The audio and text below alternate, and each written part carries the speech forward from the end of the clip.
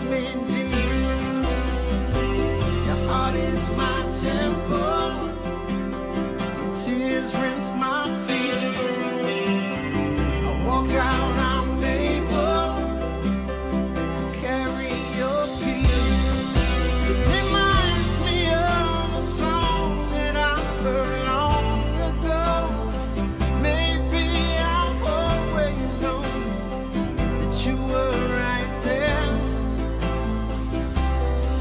A simple melody playing over and over in my dreams.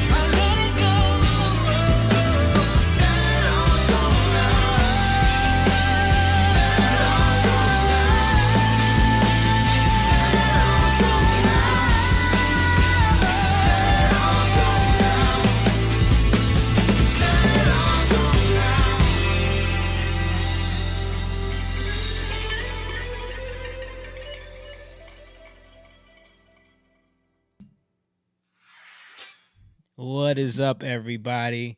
We are live and we're chilling. We're just here, we're just kind of vibing out. We're in the lion's den. You know what I mean? We're here in the new studio once again, still feeling good. And we're gonna talk about some things. Yeah, shout out to everybody in the chat. I see y'all tuning in already. What's up to the pride that's getting in the building, getting ready to have a good conversation. We'll come back and we'll say hi to everybody, but let's hit the intro. You're watching Young Lion TV. Everywhere I look, there's a young lion. Won't you get up and start fighting? Everywhere I look, they're hiding, young lion.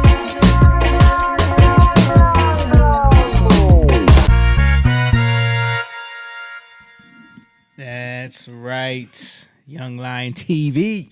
You're watching. I got to give a shout out to my brothers Jake and Moan here with me tonight. What's up? What's up? Yeah. Oh, let me turn your mic on. There you go. Wait, what's going on with your mic? Oh, that's you. That's you. Okay. We got so many mics in here now. Go ahead.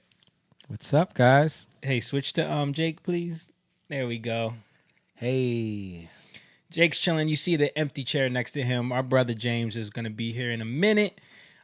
Stan is still on vacation. He's in Florida right now, having a good time. He's still there, right? Yeah, I think so. Yeah. I think he comes back this weekend. Maybe he'll be tuning in later. And This guy went on vacation and didn't tell nobody. I know. We totally did not know he was going on vacation. I had to call him because, I was like, y'all know I miss stuff all the time because I'm always like tunnel vision sometimes and I have to ask questions. Yeah. I called him up. I was like, yo, did you tell me that you were going on to Florida? Right. Because we had a show this weekend, and normally it's just like we all go together. Yes. We all work the show together or whatever.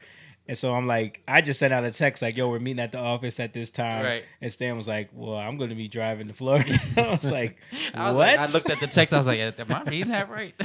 Yeah, that was funny. Yeah. Shout everybody out. Yeah. Let me introduce our producer this evening because she is back on the ones and twos. My daughter, the 12-year-old genius Elise, is over there producing this evening because John is tied up. So everybody give her some love in the chat, please. But I see y'all tuning in. My boy Eddie Galera, shout out to you. I see you watching. He said, "How you all doing?" Eddie is the guy that I met in Mexico. That we became really cool.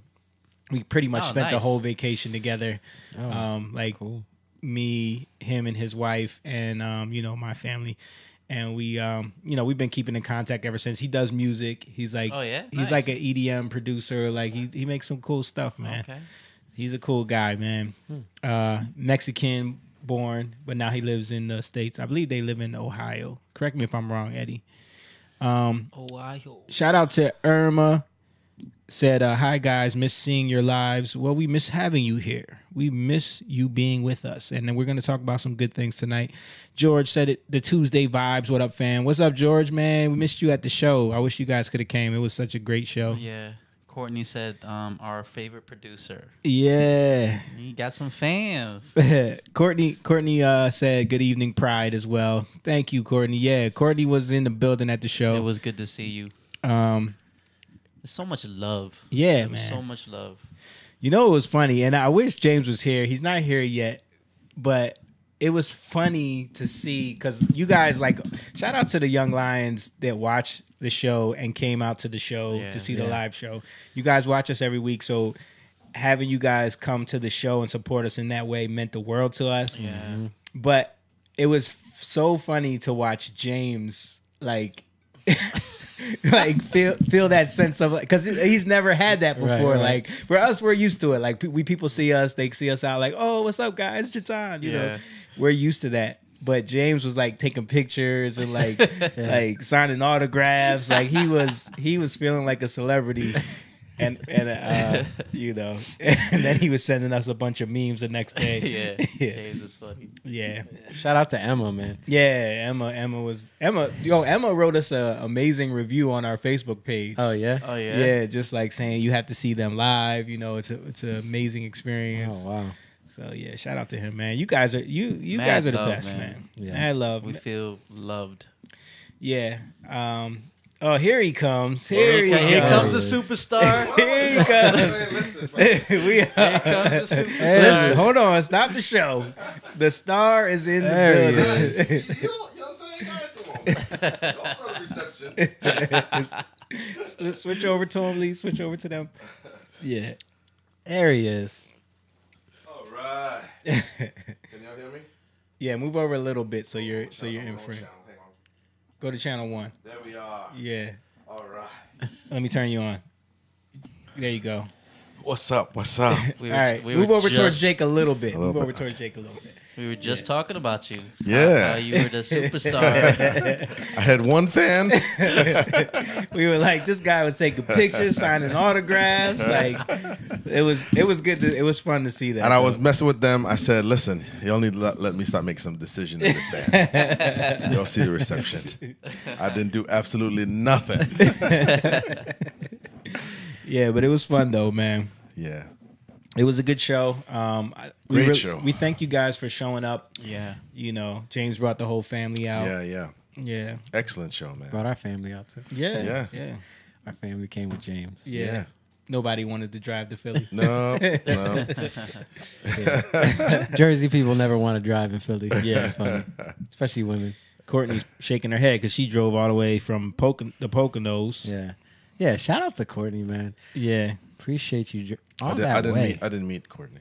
You didn't meet Courtney? No, I don't think I did. Oh, okay. Yeah. She was sitting she'll be towards at the our, front. Oh, okay. Yeah. Our show on the 4th. Oh, yeah, next she's going to be there on also. Sunday. All right. Yeah. We're talking about how she met us in Cheltenham Mall Cheltenham Mall. in our CD days Yep. when we were selling CDs in the malls. CDs. All right. Yeah. But listen, before we get any further, I gotta do the Patreon. You know, we don't. Okay, yeah. So you guys, thank you guys for watching. Oh, please hit the share button, hit the like button, help us out. The algorithm does not support the conversations and topics that we touch in this show, so we need y'all to help us out. And the only way you can help us is by either sharing and liking the video. Well, that's the simplest way. There's other ways. Some of those ways are we have a Patreon. At least you can bring this up on the screen share, please. We have a Patreon where you can become a member and you can sign up. We see we have the different tiers here. Shout out to Courtney, who is at the Lion King level, which is the highest level of Patreon membership. You see the most popular is the lowest tier. But Hey, Which man. is, hey, that's I still still love. appreciate That's it. still I love. appreciate everybody who supports what we're doing, man. As you can see, like everything you guys are supporting just goes to us making this a better show for y'all. Like expanding what we're doing, getting new equipment. We're working on. What'd you say? No. Oh, I'm working on doing a different setup with the microphones and everything. Like really. Oh yeah. I was talking to you lavaliers, guys right? about that. Yeah, just to give it even more of a natural conversation vibe. So Right. you Yeah. know, with some of the recent donations, shout out to John Who hooked us up with a nice little donation. Yeah, we love you, little bro. Thank yeah. you so much. Yeah, he. So I'm gonna look at doing some upgrades with that. But everything you guys do supports what we're trying to build here, which is it's really just the community, the pride. Like Courtney mentioned at the beginning, this is the pride, the Young Lions, and it's and even like growing, like how can we give back? How can we like we're ideas on how to give back, ideas on Yeah. you can how pull to that grow, down, or Liz. or even help people helping us and giving to others. Like these are things that we want to do. Yeah, we, Paul- we just go ahead. Paul was just talking to me about like he wants to do like a fitness thing. That'll be good, man. You know. Yeah. Yeah, there's a lot we've of talked about- of ideas on how like you supporting what we do could benefit you in so many ways. And even like there's this new project that we're getting involved with which is something that we've been talking about. I remember bringing this up to you like 2 years ago when we had a meeting. I brought it up to you and Moan about like there's something with NFTs. And We spoke about it on here before. we spoke about it on here before, but it's kind of starting to take shape now. Right.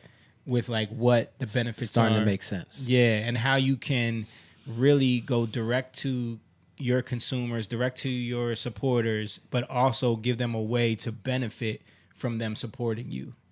You know, and we're getting involved in you know, we've talked about Rig Nation on this channel a lot. We talked about the time we met Tommy Oriomi in Dallas, and his brother is doing an NFT project that we all just kind of got involved with today. They just dropped their first set. It's called the Blind Angels Project, and it's like it's a NFT system where it's tied into real estate. They're tying it into real estate and a bunch of other ways where you can basically get financially free by supporting this NFT. Like it's like passive income. Yeah. Like an investment or something? Yeah, it's like you invest in the NFT and then you get residual passive You own income. the NFT. Yeah.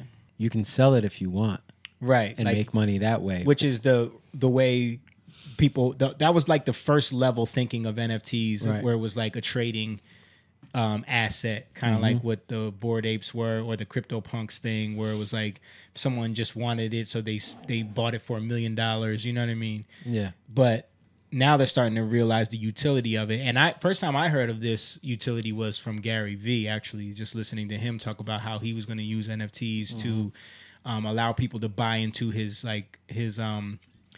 seminars, where it's like you purchase one of his NFTs and you get like lifetime access to his meetings or whatever, you know. So there's like value attached to it. Right. Like a coach thing? Yeah. And even with what they're doing, they before they even did this, they have a like kind of like a coaching thing, Right. called Q, Right. Planet Q. and they teach people entrepreneurship. Right. They teach them. They go deep, like into real estate, ways to make money off of real estate, and you don't have to do You don't have to own the home. the contemporary Yeah, way. yeah.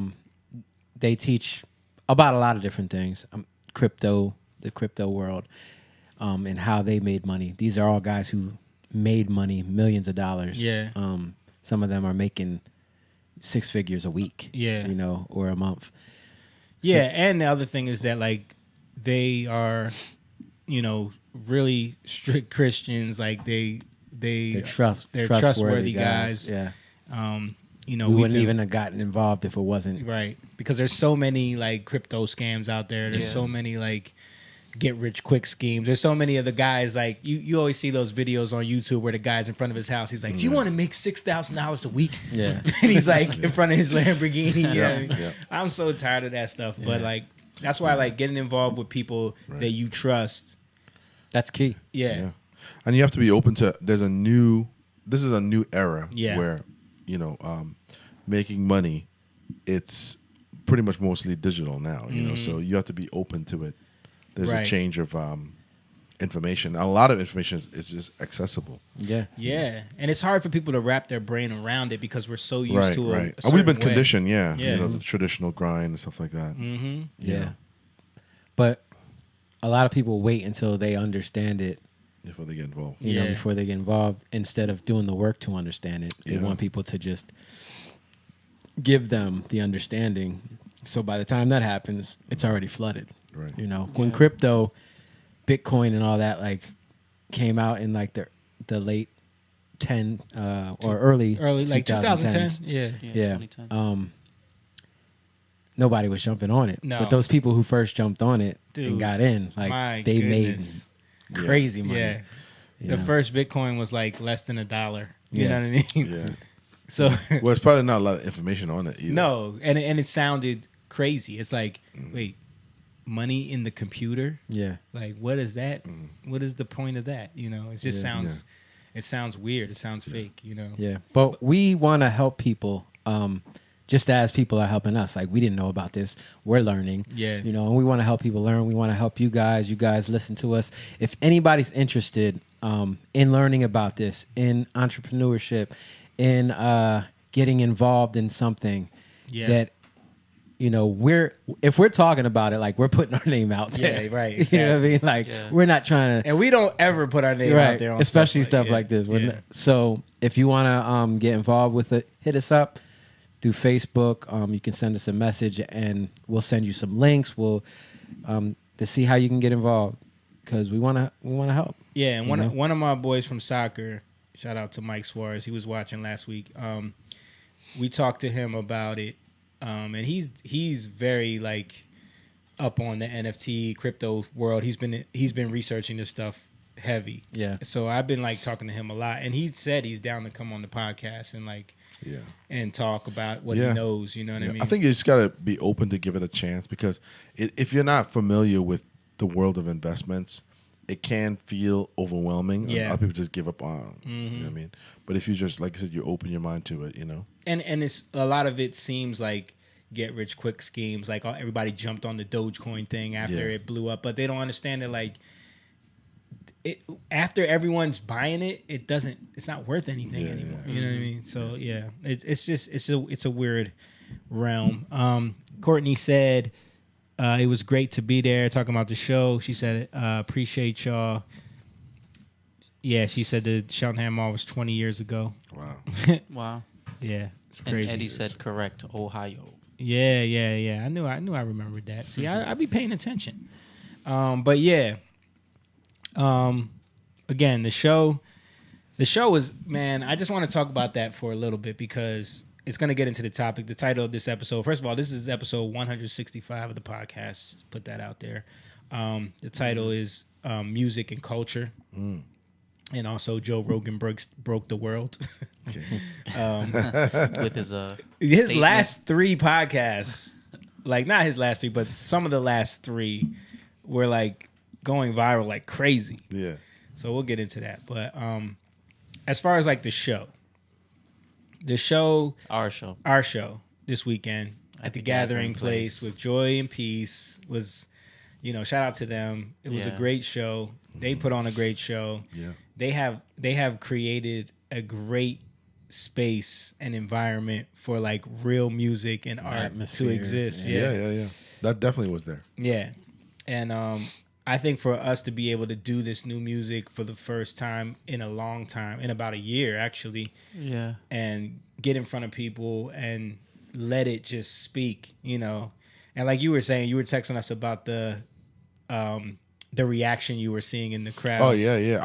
I could speak on that. Talk about it. I would say, for me, I know the kind of work you guys put in. I see how hard you guys work, and I know how long it is taking you to get where you are musically in terms of a succinct unit. I know that. So because I'm related to you, and of course, like, you guys are brothers, and we all see each other so often. I'm like, I know what goes into. I see every day that you're going into rehearsal. You guys are doing this stuff. The time, all the videos I see from you guys on the road. I know the effort it takes to be a musician. And when I go to these shows, part of the enjoyment, I know what I'm getting. Yeah. I know what I'm getting. I know, I'm ready because I love the music too. Yeah. And so does my wife. But what I enjoy most is watching the shock and awe, which is people who, because you guys are racially ambiguous. And nobody knows what this is, you guys could be pretty much anything. Yeah. And it's like a group of guys, and it's unassuming. Is you guys are not showy. There's no costumes. there's no pretense. There's no nothing. It's just a group of guys. And all right, what's going to go on here? And we see the instruments. But even as I was telling Jamie, you guys set the tone. The first song was very like setting a tone for what's gonna come. Right. And then watching the change and the ebbs and flows in the music, and then watching people's faces literally change. Because it's like, what just happened? Because you know what? I think part of it too is this, right? And we were talking about this early today. Because people have been programmed to like a certain things. They won't let themselves like anything other than what they're familiar with. Yeah. It's until they see it, it's in front of them. They're like, wow. It's like food, right? Like, you're like, I don't want to eat that.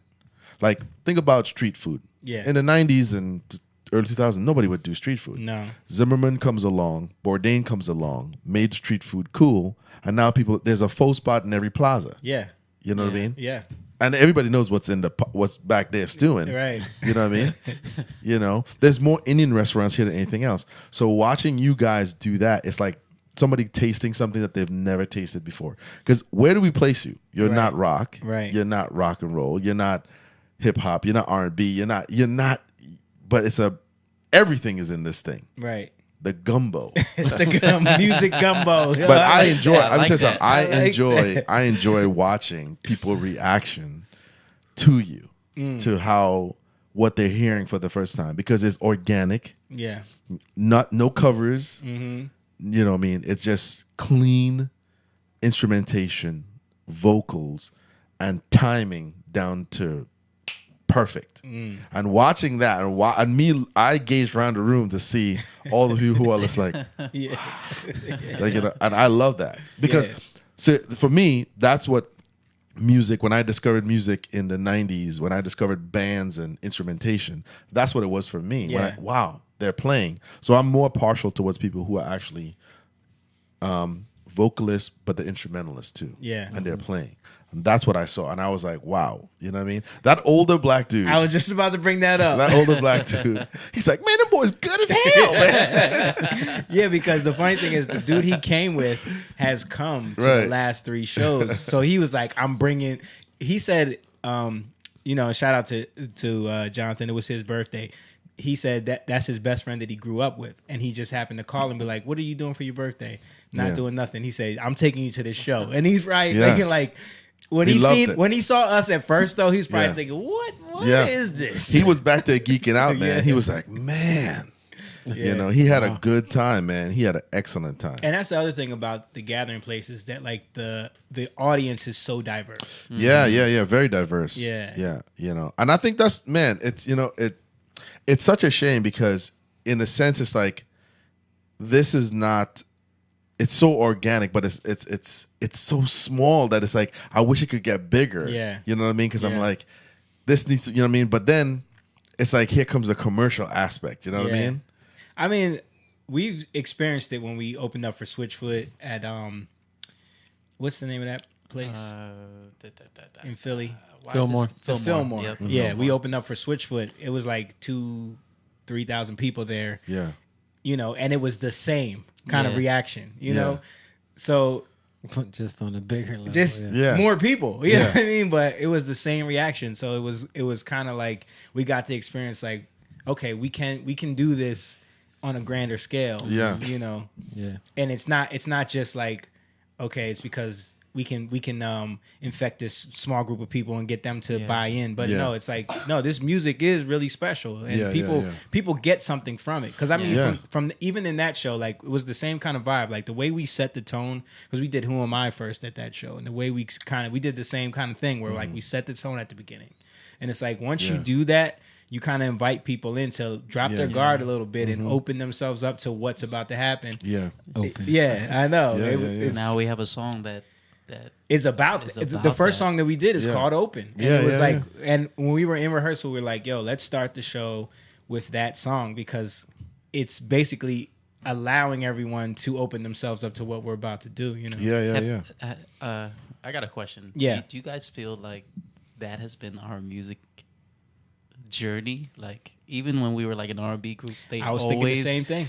when we would do these tours, we it's majority black, Mm-hmm. artists. Like we go up there, we're all you Yeah. know not black, Yeah. and they look at us, We ain't never fit in nowhere.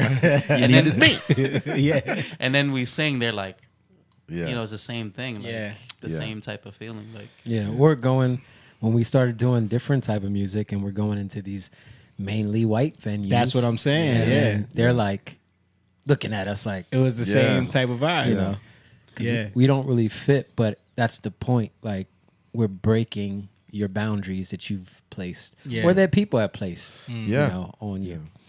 I think, part of that too is, like I said, you guys have a shock factor that's like second to none because it's, who are these guys? Right. But everything you're doing is unique, but feels familiar. Mm. It's like,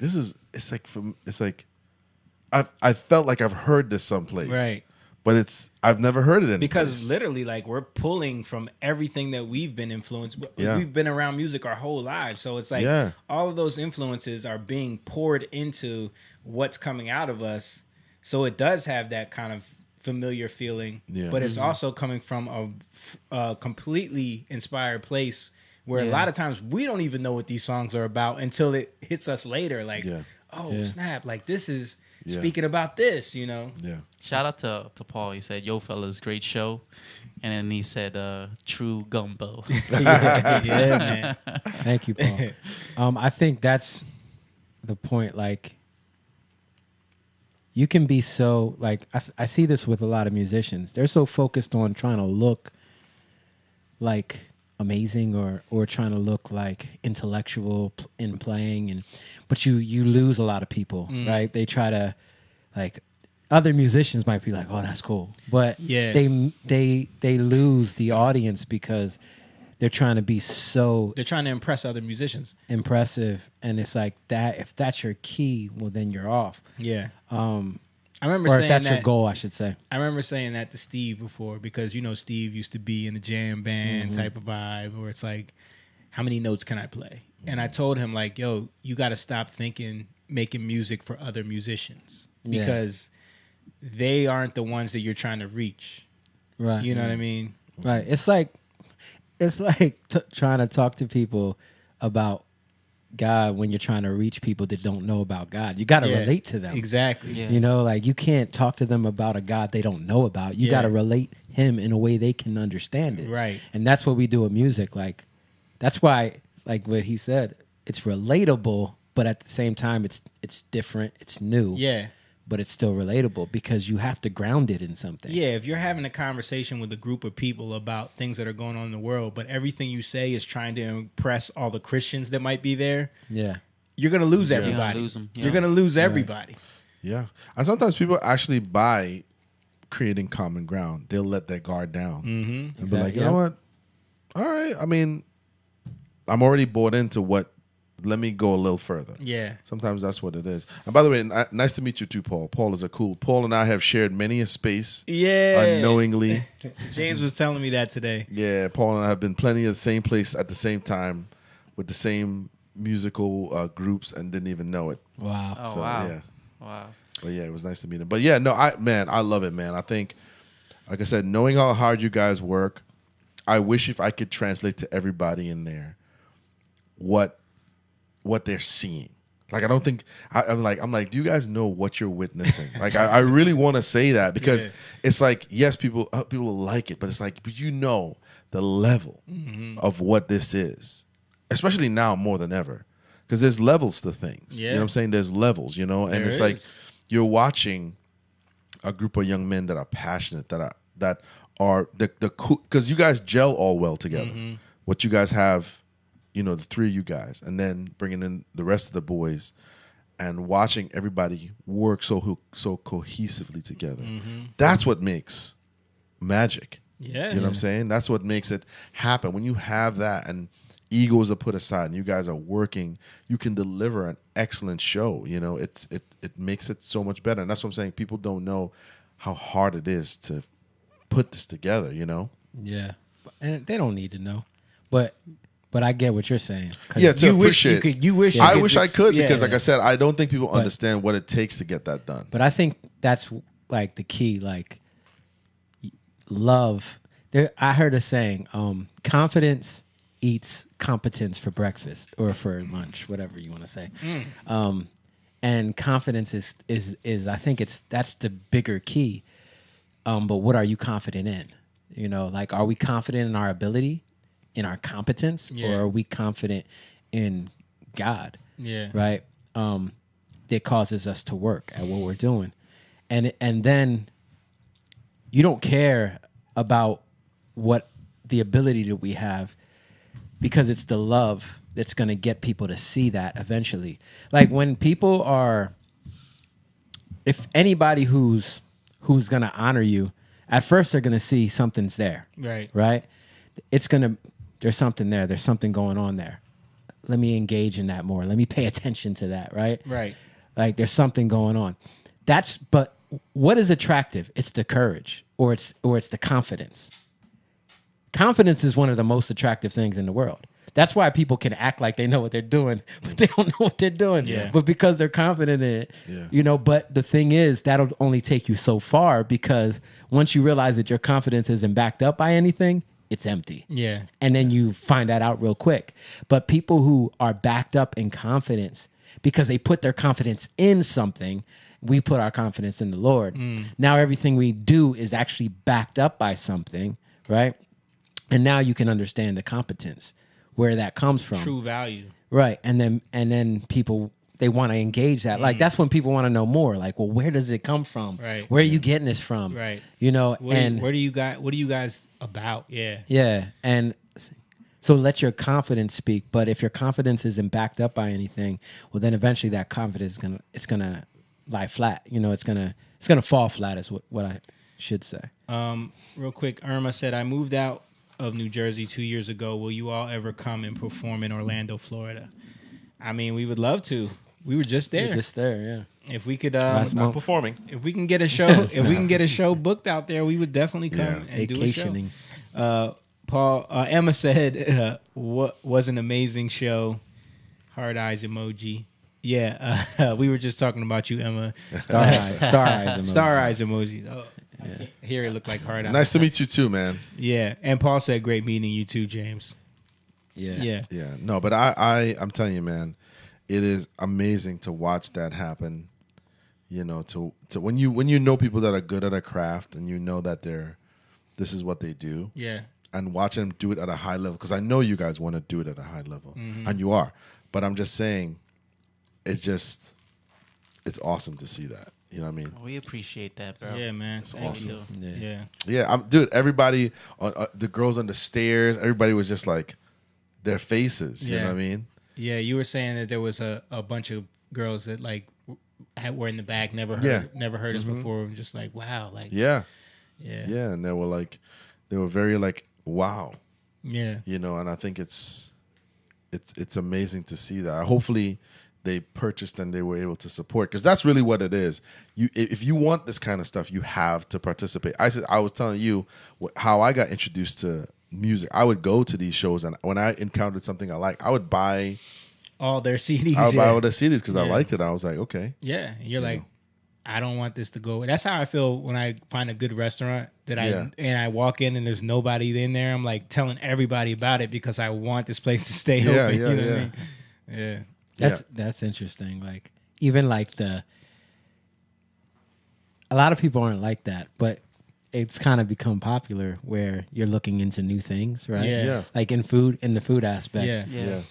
But most people would just stay in their zone of Yeah. what they know, Mm-hmm. right? Yeah. But I think those things, they start to break down, but it takes people who will push something into realms, but kind of like it's familiar, but it's different. You Yeah. know, food is a really good example of that. Yeah. Always. Yeah. Yeah. Food. Especially lately. Lately, there's been a lot. Like you introduced me to the Korean. Oh yeah. Kung Fu tea. Yeah, Kung Y'all Fu ever tea, have their No. fried chicken, bro? Yeah. Oh No, yeah, where's that? I love that. Yo, Yeah. dude, their fried That's- chicken is so good. Oh, that's Yeah. the one by the Hungbang. Yeah. Yeah. Okay. Yeah. That's Jakey's favorite thing. Dude, Yeah, it's really good, man.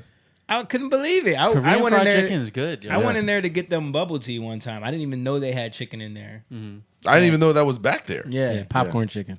No, they have fried chicken. Oh, they have regular fried chicken. Dude. Yeah, spicy fried chicken. Spicy. that must fried be chicken. new. Yeah. They didn't have Korean that. fried The chicken is one, good. the one. I don't know if the one in Cherry Hill has it, but the one, well, that's Cherry Hill too. The one by Hungbang, Okay. you know what I'm talking about, on Brace Road. Yeah. They have like fried chicken, mashed potatoes, Yeah. macaroni Oh, wow. and cheese. And like they make it fresh too. Yeah, yeah. They make You it to order. And they have spicy, mild, original recipe, like, and it's good. Yeah. Like, Yeah. it's really good. Yeah. But you see how you're talking about it, like, Yeah. and you had to experience it. Like, I want to experience it because somebody talked about it. Yeah. That's what it's about. You want to experience something new. You want to experience something good. You want to taste something good. It's just like music. It's just like anything. Like, you want to hear something good. It's a taste. Like, Well, yeah. Speaking about that, right? What do you think it is that? Because we Jim and I talked about that early today, podcast one, podcast. Yeah, in we the always kitchen. we always have podcasts that y'all don't see. Yeah, I was mentioning Late Night with Jules Holden, I think his name is. Yeah. Right? It was a British show. It was on BBC, and his format was about music, but it was more about instrumentation along with the artist. And what he would do is it was a circle stage, and I showed it to you this morning, right? I never seen this. And before. he would have Buju Banton, Red Hot Chili Peppers, Sinead O'Connor, Yeah. and like Weird Al Yankovic, and they're all performing right alongside each other, different. And it was really about the instrumentation and the They artist. would take turns, and he would be like, one show would be like 6 different bands on different stages, all in a circle, and then one would perform, the next one would like, but they would be What? totally different genres, like totally different genre. completely different. And he would push instrumentation. Yeah. You know? And I was like, wow, that's what made me open to the idea of like, all right, I could like this, and I could like this, and I could like this, and I don't have to, hide that I like this. Yeah. You know what I mean? Or whatever. I think that's what it is. I think here the palette has changed because of, Mass MTV marketing. and stuff like that. You Yeah. know? So yeah, and it's, I think the idolatry of it is one of the biggest issues. Yeah, And when I yeah. say that, I mean people like coveting things or like. See, I'm still talking in church terms. People, What do you mean, Jake? It's so hard. People holding to an idea or an image of what they think something should be. Yeah. That's the issue most of the time. Like Yeah. and the artist, the labels, they play to that. Yeah. They want to they make created you, a lot of times. Yes. Yeah. We were just talking about how like the whole Michael Jackson thing. Like think about how that just solidified the idea of like the superstar, the music video with the big production and the dance number, and like, you know what I mean? Like right. that solidified that thing. Yeah. Because before that, it was just like people were making music and music videos were quirky and weird. You know what I Right, mean? Yeah. And then it was like that, like it's a movie. yeah, Yeah. And, But and then that's- every label was chasing that. Right. And part of it too is also something within us to want to belong. So what we'll do is we'll hide the fact that we like this. I like whatever if you're dominant, I'm gonna like whatever you like. Right. If you tell me that this is good, I don't want you thinking I like this because I Right. don't want you making fun of me. A lot of times people are very afraid of being excommunicated from their Yeah. group. So if this group is into this, they'll Yeah. go along with it. You can't Yeah. say you like Nickelback or Coldplay. Yeah, if you said Yeah, if you said you like that, Yeah. Well, that's the communities that build. Like, well, what are most communities? They come together, and I'll just say, like the LGBT community, you're coming together because of you have. And the funny thing with that community, it's not even that similar, but they just come together because of their likes that. They have to come together with other people that like the same thing so that they can solidify what they like. Well, based on our podcast last week, that's starting to get a little out of hand.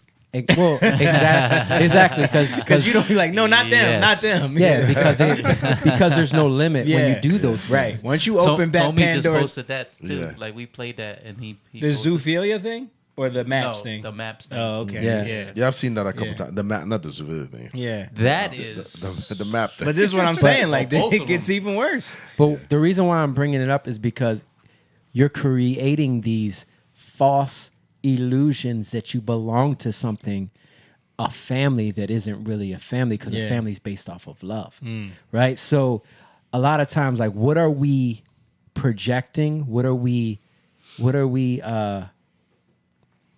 putting forth? Are we like what we do? It's not about us. Yeah.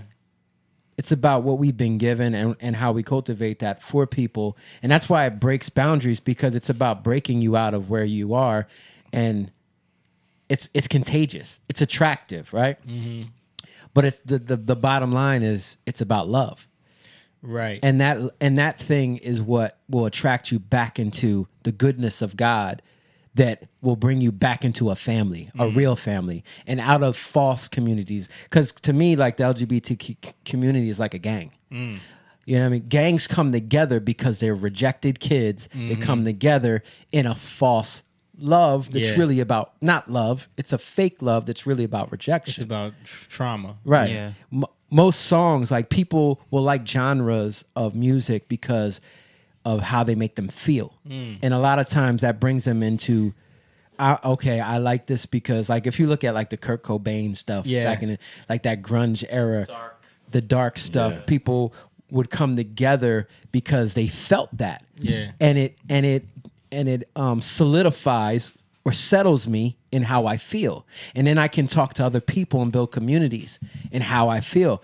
Weren't we talking about that earlier? Like I was saying that people aren't honest with why they like stuff. Yeah. And like what connected them to Right. it, you know, because I was bringing up Somebody rocking, knocking the I boots. said that I specifically remember the first time, and you'll know because this is my brother. We were always together. I specifically remember the first time I ever heard that song was at that fire hall dance in Sicklerville that we went to with Johnny. Remember that? Yep. And I remember watching. I was in 5th grade. Yes. So you were in 4th grade. I was in 4th grade. I was 13. They played that song. No, I was in 6th grade. You were in 5th grade. Yeah, so. right. They played that song for 5th. I mean, it was on the Bro, radio. of course. It was like an all ages dance thing at a fire hall. You know what I mean? Oh, wow. It was a radio song. There wasn't no curse words in it or It was nothing. just You know what I mean? extremely suggestive. But me not even knowing, I didn't know what knocking the boots meant. Yeah, you know what yeah. I'm saying? But just watching The girls, yeah. that style of R&B, like that singing, that vibe and everything, and then Harmonizing, watching the girls react and watching like them like want to dance with boys at that time. You know what I mean? Like all of that. I remember that moment as like, yo, I like this. Yeah. You know what I mean? Right. Yeah. And then, yeah, you know what I'm saying?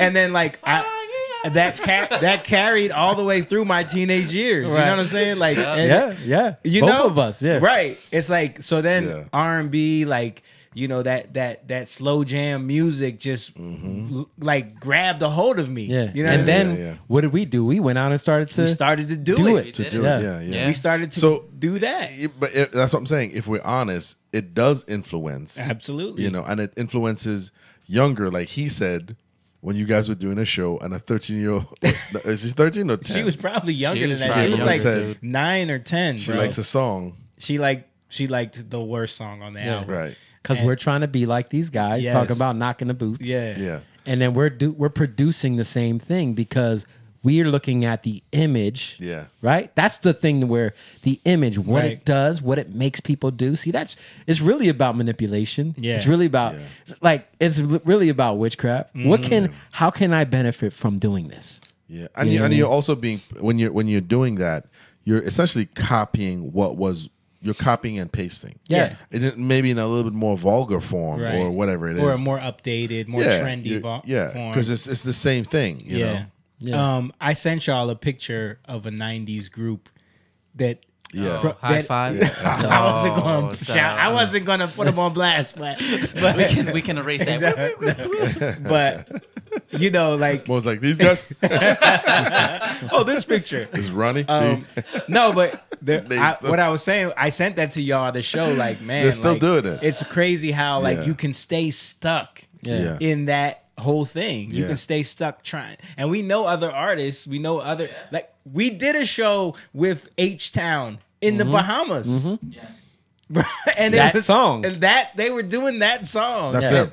Knocking Yeah. the boots. Yeah, yeah. H-Town, And yeah. they're still slaves to that image. Yeah. Yeah, And they're like on stage humping the floor, like pouring water on themselves, Yeah. like but they're all like older and fat now. Yeah. So it's It looked like Hustle Man. And- yeah. Man. Chitlin It's loaf. like Get out of Trey- here. It Tracy looked Morgan. really, really silly. But that's why it becomes Yeah. like it becomes like you can see the gimmick now A stick. Yeah. because Right. the ambiance of it all just kind of Yeah. wears off, right? Yeah. Like you can't, something ain't right there. And Yeah. people notice it. It becomes obvious, like Yeah. unless you're like infatuated with The it illusion still. is gone now. Yeah. But I feel that happens with like even like with Marilyn Manson. Like anytime something is like a shtick to get people's attention. Yeah.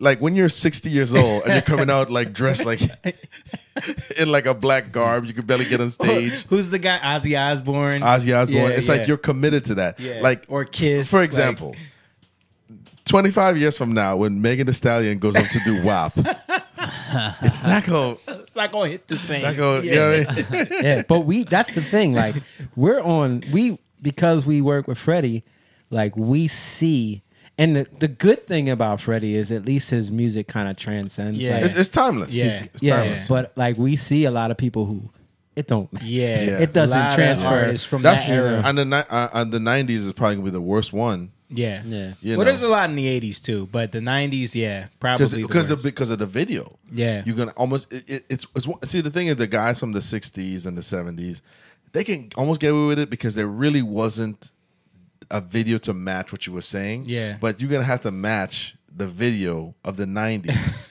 because those moves, like Usher will always have to do dance moves. Yeah. He'll never not Yeah. be able to do them. Right. He can't just sit down and sing. Well, no, he did that that Tiny Desk concert. Oh, that. And people loved it. Yeah, people. It was He's like a good vocalist. It was because he can still sing, and it was like all acoustic and everything. And I'm sure he's dying to do that because.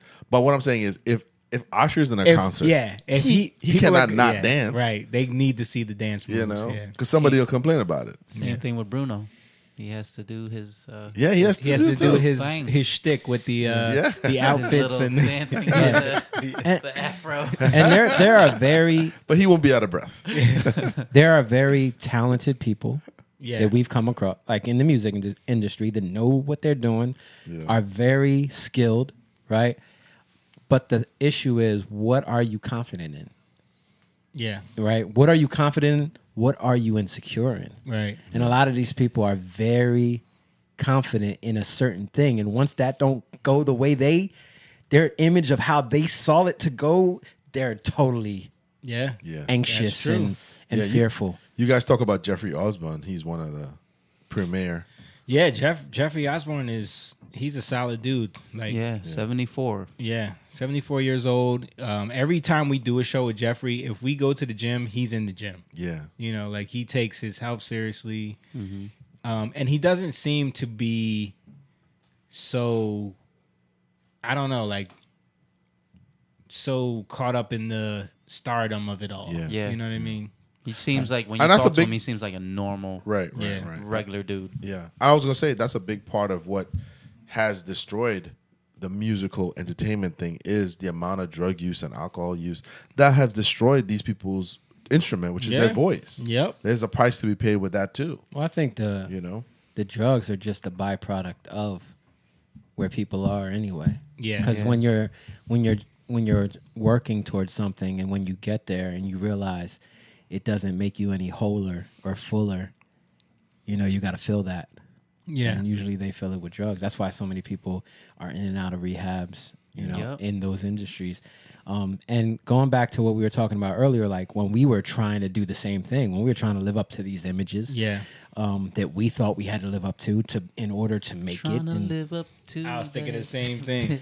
They've Yeah. been pushing all our lives. Yeah. So when we were doing that, we got results that we started to see maybe these aren't the results Yeah. that we want. Like the little girl who's probably around like 10 or 11, and she's, you know, loving a song that Yeah. ain't good for Ain't her, good and we're for her, realizing it. But I want to say, like, but now we're getting different results. Like and sometimes people you don't even know who our music is affecting. Yeah. So one of the women who were at our show, she just like was about to leave, and I was at the door doing stuff, and she came up to me and she was just like, yeah, your song, Back to Life, it really helped me through a tough time. And I would just sit in the car and just play it over and over again. Wow. And just thank God. You know, she was just That's like crazy. saying how it affected her. And then she just left. Like she Those was like, go praying with thank you?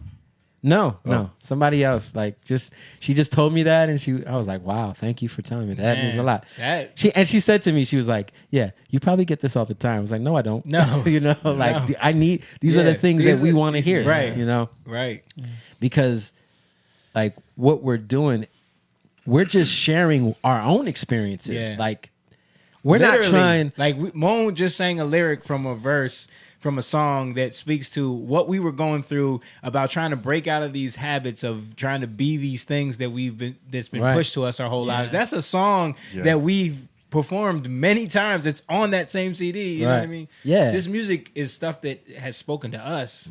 that we're just letting out there for other people. You know what I mean? As we go through the journey, this is the music that comes out. We're not trying to be anything. That's when we learn, like when this new stuff started coming out, that we stopped trying to be stuff.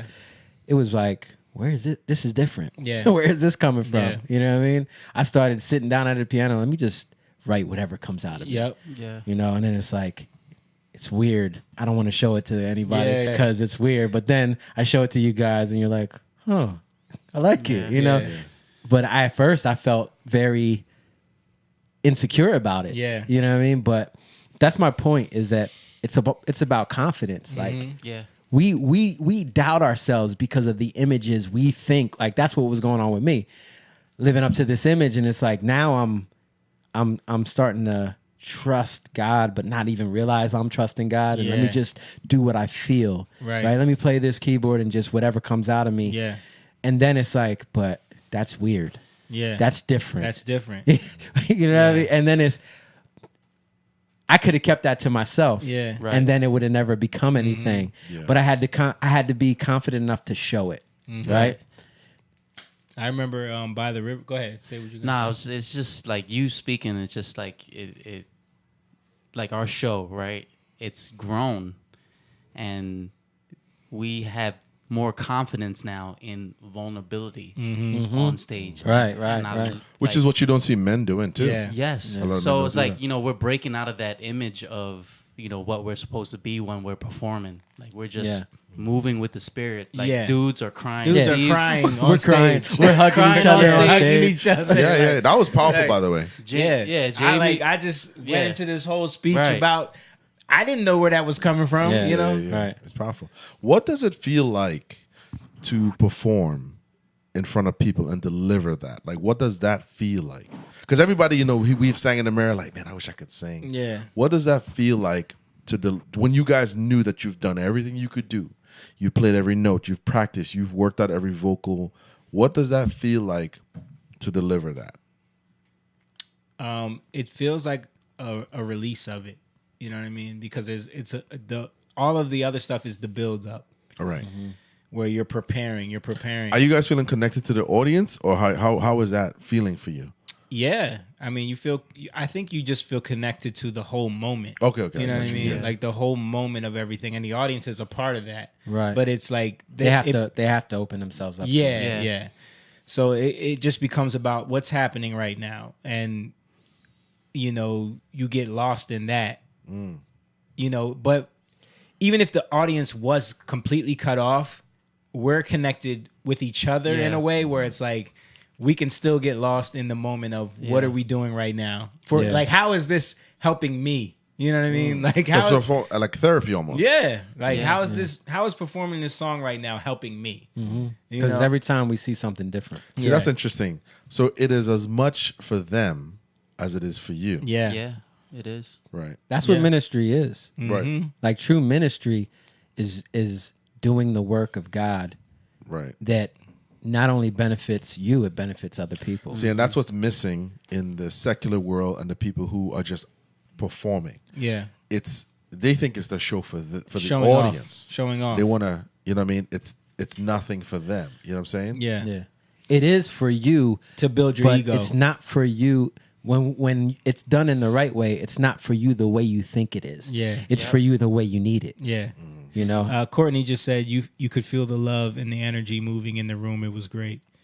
Yeah, I mean, Powerful. the fact that so many people were being moved just made it even bigger. You know what I mean? Like when you have the audience just totally, like there was people getting up and like we weren't up there talking about Jesus or talking, but people started worshiping. Like, you know, I remember last time we did it, people were back in the back speaking in tongues and stuff. It was like all that stuff just makes it bigger, you know? It just allows the atmosphere to grow. And I think it becomes like more of a spiritual thing. Right. Yeah. You know what I Yeah. mean? Without the, because the whole counterpart to that, the whole like counterfeit illusion part of that is like when people are on acid, when they go Yeah. to these festivals. Oh yeah, they're- because different types of spirits. yeah, Right. so you can have that kind of experience where like we're all just kind of love, and you know what I mean. Yeah. But that's the counterfeit. or even being in church. That's true. And singing about Jesus and trying to look like you're singing about Jesus in a way where I'm singing about Jesus. Come on, y'all. Like, Yeah. what are we leading them into? Right. Like Moan said it. We've learned how to become vulnerable. That vulnerability is our confidence in God that He's going to do the work. And that is what we're leading people into, right? That's real worship. Like, we know you're doing it, right? All these songs came from you doing it, and we're up on the stage knowing you're doing it, you know? And even like the guys in the band, they're not all in the same place we are with God, but we see the breakthroughs in their lives Yep. as we lead. Right, right. That's the And key. shout out to our guys, man. Yeah. Like, Yeah. Yeah. And speaking of leadership, I would say this. I'm 41 now, and I'm noticing, how you present yourself in leadership is how you'll get people to understand where you're going and follow you. And you don't have to necessarily be this tyrant or be like, don't mess with me, I'm the boss. You don't have to do that. It's if you lead out of love. Some, like, you may not get it right away, and you can't expect it right away, but if you slow down, eventually the person who's tugging against you will help you pull the rope. You know what I mean? And that's what I'm noticing is like the way you guys lead, the lives that you're living or whatever it is. Like you said, they may not all see things the way you guys see things, but they're seeing an example and they're seeing a tone set with you, the way your families, the way you guys deal with each other. And then you set a tone for the band instead of breaking things or someone forgot this, you curse them out. Yeah. You set a tone Right. for how that evening's going to go. And this is something that I think can be applicable to life in general. If you go in like a raging fire, you're going to get that. Yeah. You know what I mean? Because sometimes you can't control all of that. You know what I mean? But if you set the tone, like you said, like you guys went and prayed. I saw you guys went and prayed in the band. And but let's say one of them didn't bring something and you curse them out. So now you're on stage, tension. Right. You can't set no to, and everything else, everything after that is fake. Right. You know what I mean? Yeah. And you could be justified in be justified or be right, but right isn't true. Like, righteousness is not being right. Righteousness is loving. Like, that's the key. So it's like the long run thing is what we're looking at. The not just like the right now, but the total picture you have to see. And that's hard to see sometimes because you can get caught up in what's going on right now. Yep. And those are the things where you got to learn how to not be caught up in what's right. Yeah. You know what I mean? Yeah. And how to be like, okay, Yeah. everything, usually the things that happen, God's testing us. Yeah. You know what I mean? Like, are you going to get caught up in this or are you going to trust me? Yeah. Because I have a solution for you. And every time we do that, like when we deny trying to feel like, okay, we're right and trying to get at somebody. Yeah. Like once we deny that and lay down our life, like, all right, God, you got a solution. Show us what to do. It always comes up. There's always a way. It's just like you can't see it because you're too focused on the problem. Yeah. And we've that's what we've learned, I think, through like this whole experience. And I really believe that's what God has been trying to teach us. Yeah. Love more. Like, what do men focus on when they, religious men focus on when they're married? Woman, you better submit to me. But that's not the focus. Your focus should be on loving. And then they're going to submit eventually. You just got to keep on loving. Right. Yeah, Do they what should God submit. said for you to do. Yeah. Not worry Yeah. about what He told them to He'll work do. on her. Why Yeah. would they want to Right. submit to a dude that don't look like he got anything of worth to submit to? Right. But when you love, now they're starting to see your worth. And I know in my own marriage, y'all married probably see the same thing. Yeah. Like, you can stand and be like, no, this is what's right. But when you lead in humbling yourself and loving, you break through. Yeah. And then that translates into all aspects of life. Yeah. Whether it's work, it's in the band, it's intimate. My new partner, Dylan, this is aside from music, but I remember talking to him when I would call him in the morning to just go over the schedule and what we need to do. I'm like, what's wrong? He's like, I'm not a morning person. So I finally was able to talk to him, and I said, Dylan, and we're contractors for those of you who don't know. And I said, Dylan, if you keep this up, what's going to happen is this, because we plan on we want to be commercial one day, right? And we want to get a couple of guys. Yeah. I said, let me tell you what's going to happen, and you cannot be mad at this if you invest in this anymore. What's going to happen is if we get a crew of guys, I purposely will myself, and it's now part of who I am, that I'm going to be friendly, I'm going to be personal, I'm going to be polite, because I want a certain energy, and I want to keep that. So I said, what's going to happen is this. Those guys that we hire are all going to call me. Mm-hmm. They're all going to want to work with me. Nobody's going to want to work with you. Nobody's going to want to call you for anything. And you're going to ask, how come nobody calls me? Nobody wants to work with me. And you're not going to realize that you're the arbiter of this. You've created this thing. Mm-hmm. So I said, just like that, customers are calling me. They're talking to me. Yeah. They're reaching out. They're texting me. They're going to do that because if they don't feel safe with you or they don't feel welcome with you, they're going to ignore you. You know what I mean? You dealt with that with your dad a little bit. I dealt with that with my dad a little bit. He was more, he wasn't unfriendly, but he didn't like that aspect. Mm-hmm. And I took his lead in the beginning because I'm like, well, he knows what he's doing. Mm-hmm. But my dad was he wasn't very talkative in that sense. Mm-hmm. He's more of the type of guy, like, if I say I'm going to do it, I'm going to do it. Mm-hmm. But that wasn't good enough.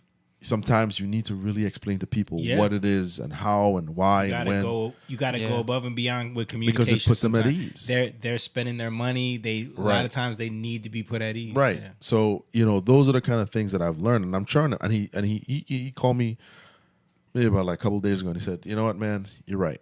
I got to work on this. I got to get better." I said, "Listen, it's not that you're not a morning person. You've cultivated that. Yeah. You've convinced yourself this is not who I am." Mm-hmm. But if you're in business, you have to sell yourself. A lot of the times, what you're doing is you're selling people on you. Yeah. Before you even sell the job. If they feel comfortable with you, if they feel like I can trust this guy. I like this guy. Yeah. He communicates, he calls, he lets me know, hey, I'm about 10 minutes out, I'm a half an hour out, whatever it is. All those things set people. And now you got to follow up. Don't lie and say you're half an hour and show up 2 hours. Yeah.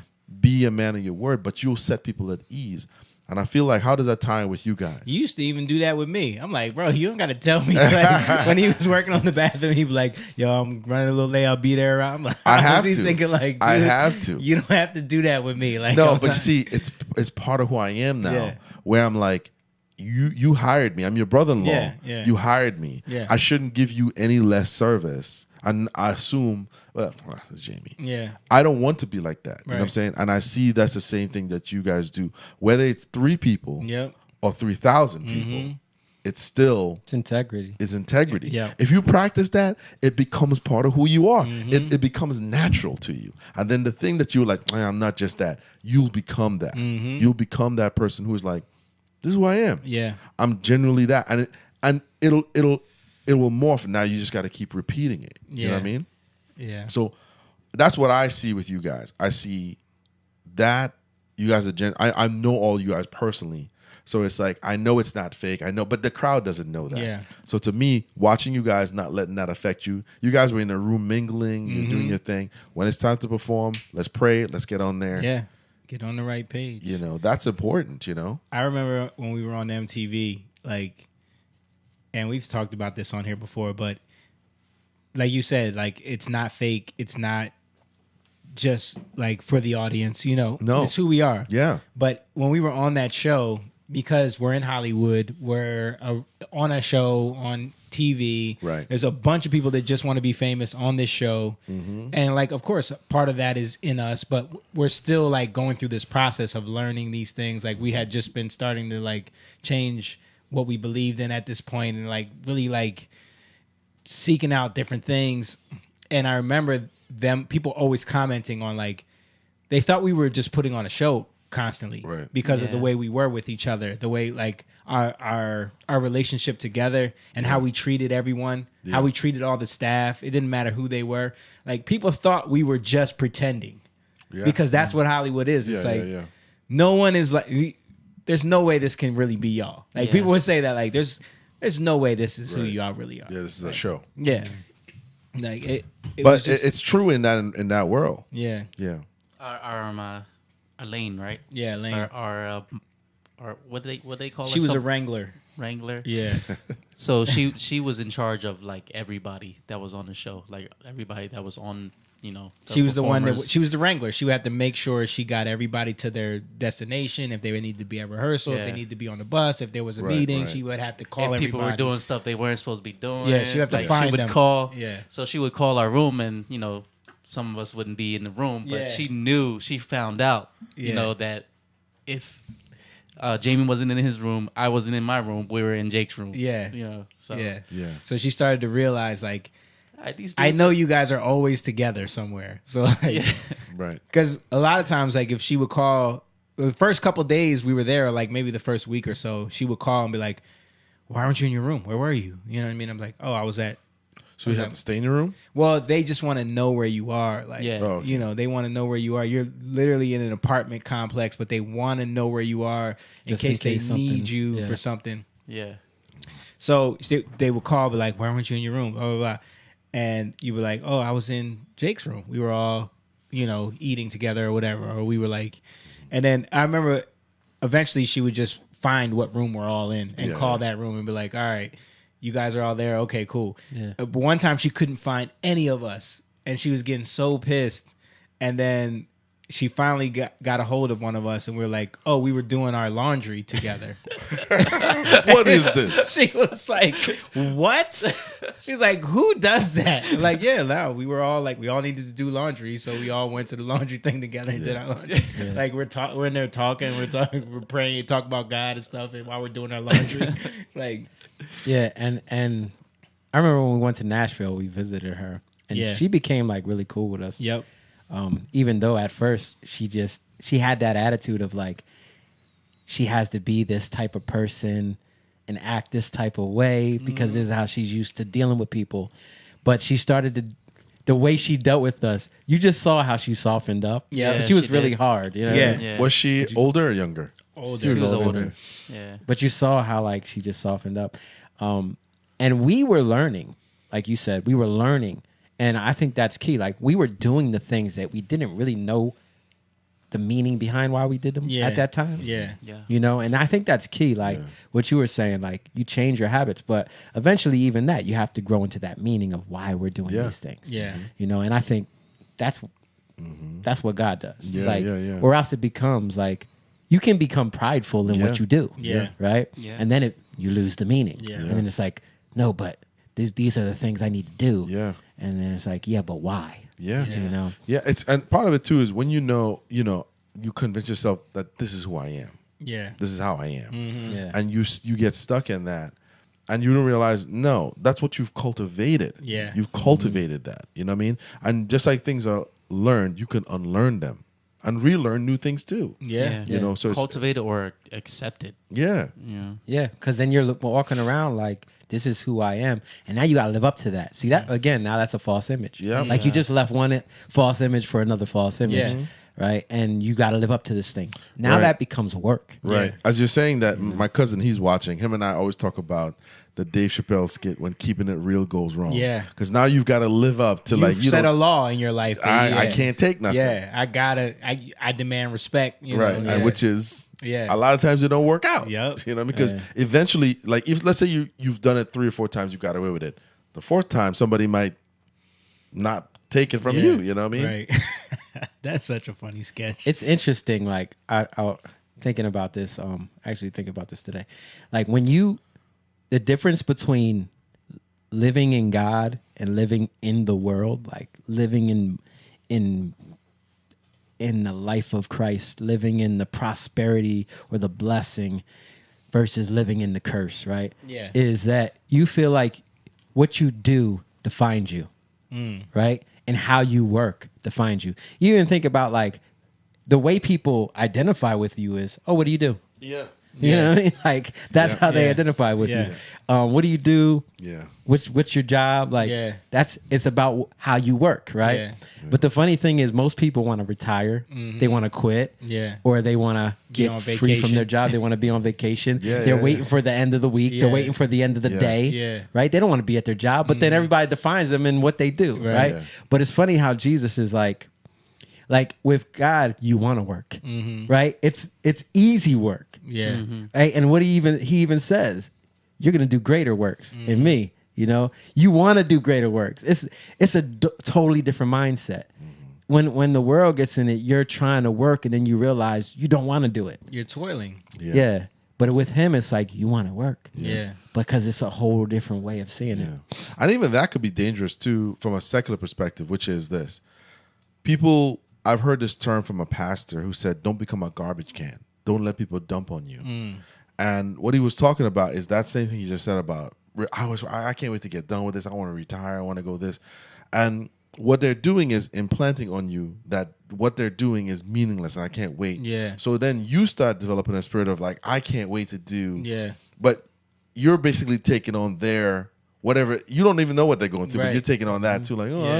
I want to retire too. Yeah. And, you know, and I feel like it's the same thing like friends. If you have someone call you and all they want to talk about is their breakup, their woe, their job, Complain their this, about everybody. yes. Yeah. If you're not careful, they can steal your time. They can steal that from you. And you become like them. And you're miserable now. Yeah. You know, I was saying this. I don't know if my wife is listening. Please don't be mad at me. But I haven't seen her. She's listening.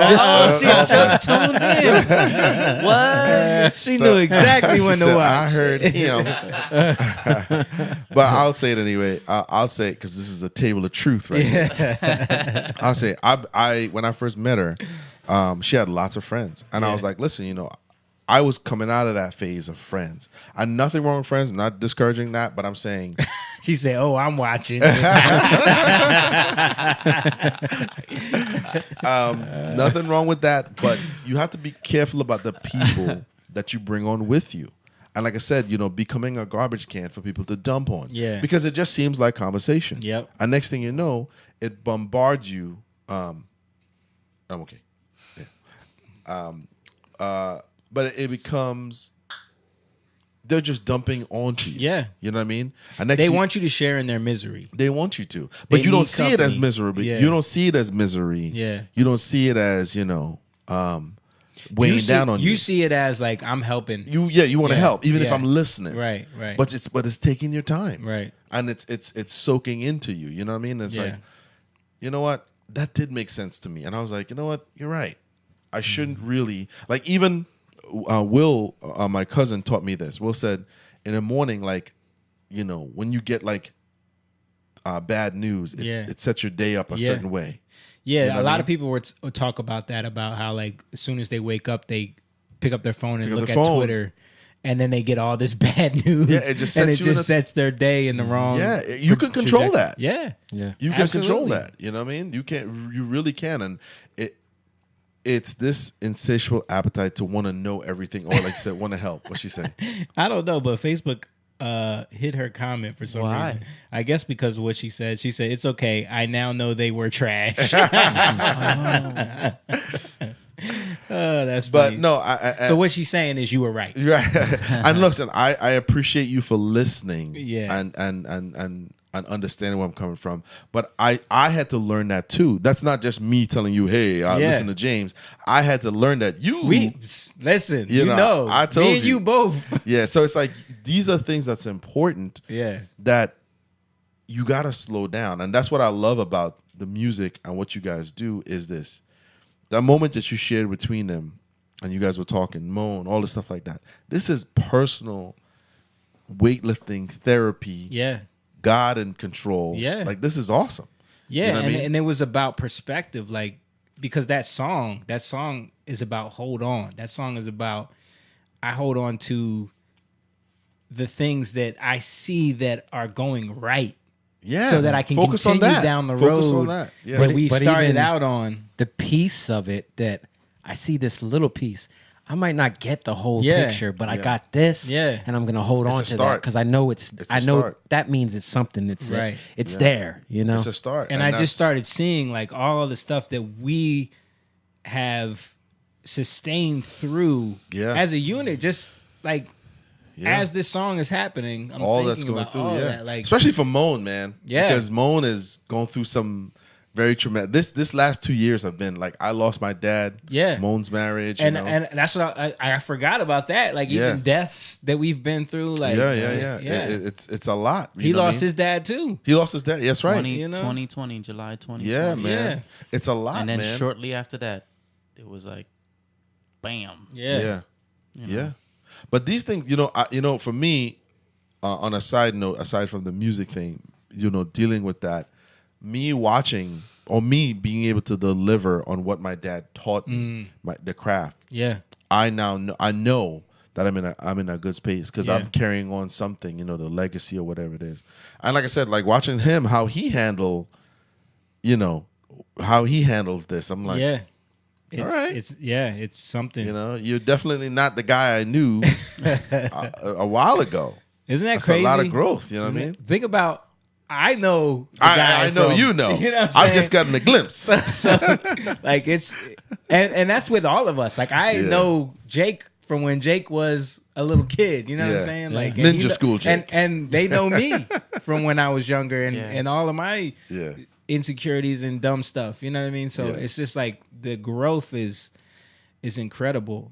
And I think about that too sometimes, like my dad and how we're like carrying on all of the things that he established in us, even just musically. Yeah, Like, and taking it further than he could take it. Yes. because that's the point. and like, and sometimes I wonder like what he would be thinking if he was here. You know what I mean? yeah, But at the same time, it's like I don't know. Would we even be where we are if he was here? You know what I mean? Like it's this weird.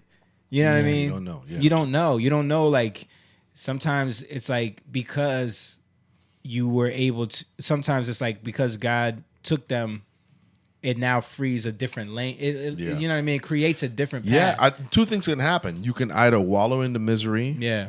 and feel attacked and down and bombarded, or you can take it Yeah. and you can build off of what they left and make it better. Right. And you could say, you know what, I'm not gonna feel sorry. Like, listen, I driving in that van, there are times when this guy sat next to me for like 12 Yeah. years. Yeah. You know, I mean, we shared space together, coming here. Even coming here, just pulling up sometimes, seeing the Seeing truck. the truck. Yeah.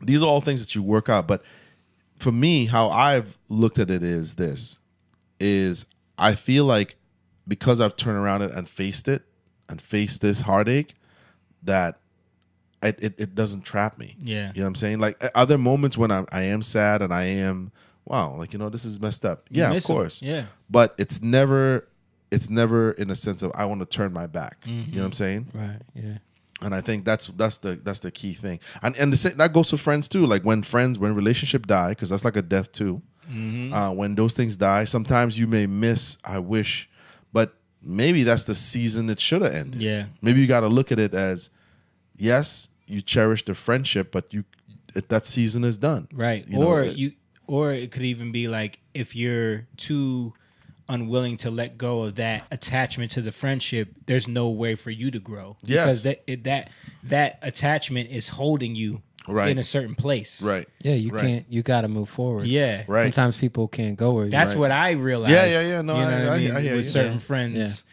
that it was like, yo, if you don't sever this, you're gonna be stuck. Yeah. You know what and I they'll mean? pull you in. Yeah. They'll pull you in. Yeah. But it's the same thing with, like, again, tying it back into music would be, you guys wouldn't be where you are if you continued on the same path. Yeah. You would be doing things that your heart really You're just trying to sell records and trying to be like everybody else. Be miserable. And then you're on drugs, and then you're an alcoholic. yeah, because then you would find you're- something to cope with it. You know what I Right. mean? But I think like what sustains us is perspective.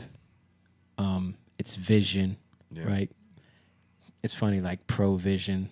You know what's provided What's beforehand. provided, yeah. That's prophetic. You know, that's like I know for me personally, I got prophetic words before, like when I first started to seek God, that about music, you know, and many actually that like kept me going. You know, kept me like, okay, I don't feel like I don't want to do this, but I know that there's something more. Yeah. You know, so it keeps me going because of the words I've gotten, because I trust in that. I trust in the one who gave me that word, you know. And trying to live up to that image that I thought that word was, and then realizing, wait, I don't know what that is. Yeah. Like the problem is I keep going further than I should be going. Right. I keep stepping into Assumption. to poop. You know what I mean? Right.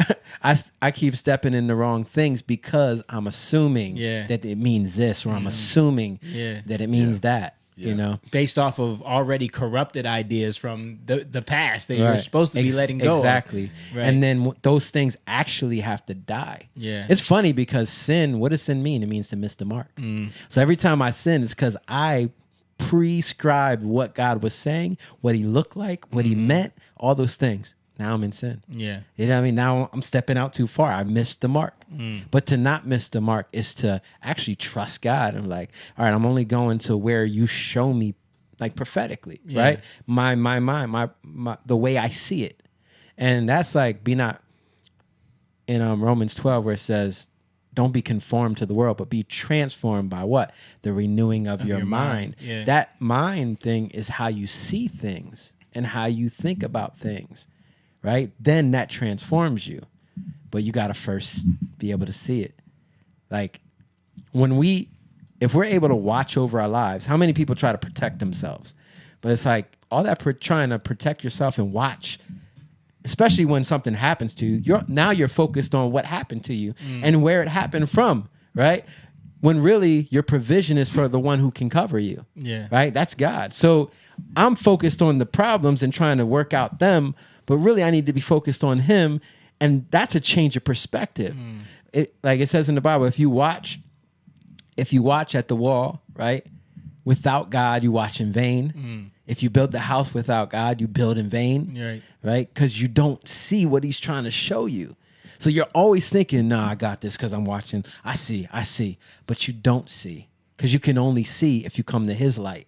Right? And so then your mind changes. That's a renewing of your mind, because you could never think the thought that you could think, because a thought process is literally vision, right? It takes you into a different way of seeing things, a different perspective. Oh, I never saw it that way, right? When people speak, oh, I never got that before. I never looked at it that way. Yep. That's a whole thought process. And you can't see it unless you lay down your own life, the way you've been trying to watch and cover yourself. Cover your own back and let God cover you. Can we go to that clip about Lady Gaga? Because I thought that was key, like with the music. That thing. ties it right into what we've been talking about. All right. So this is a clip Jake sent me, because we're talking about music, how it affects life, how it affects culture.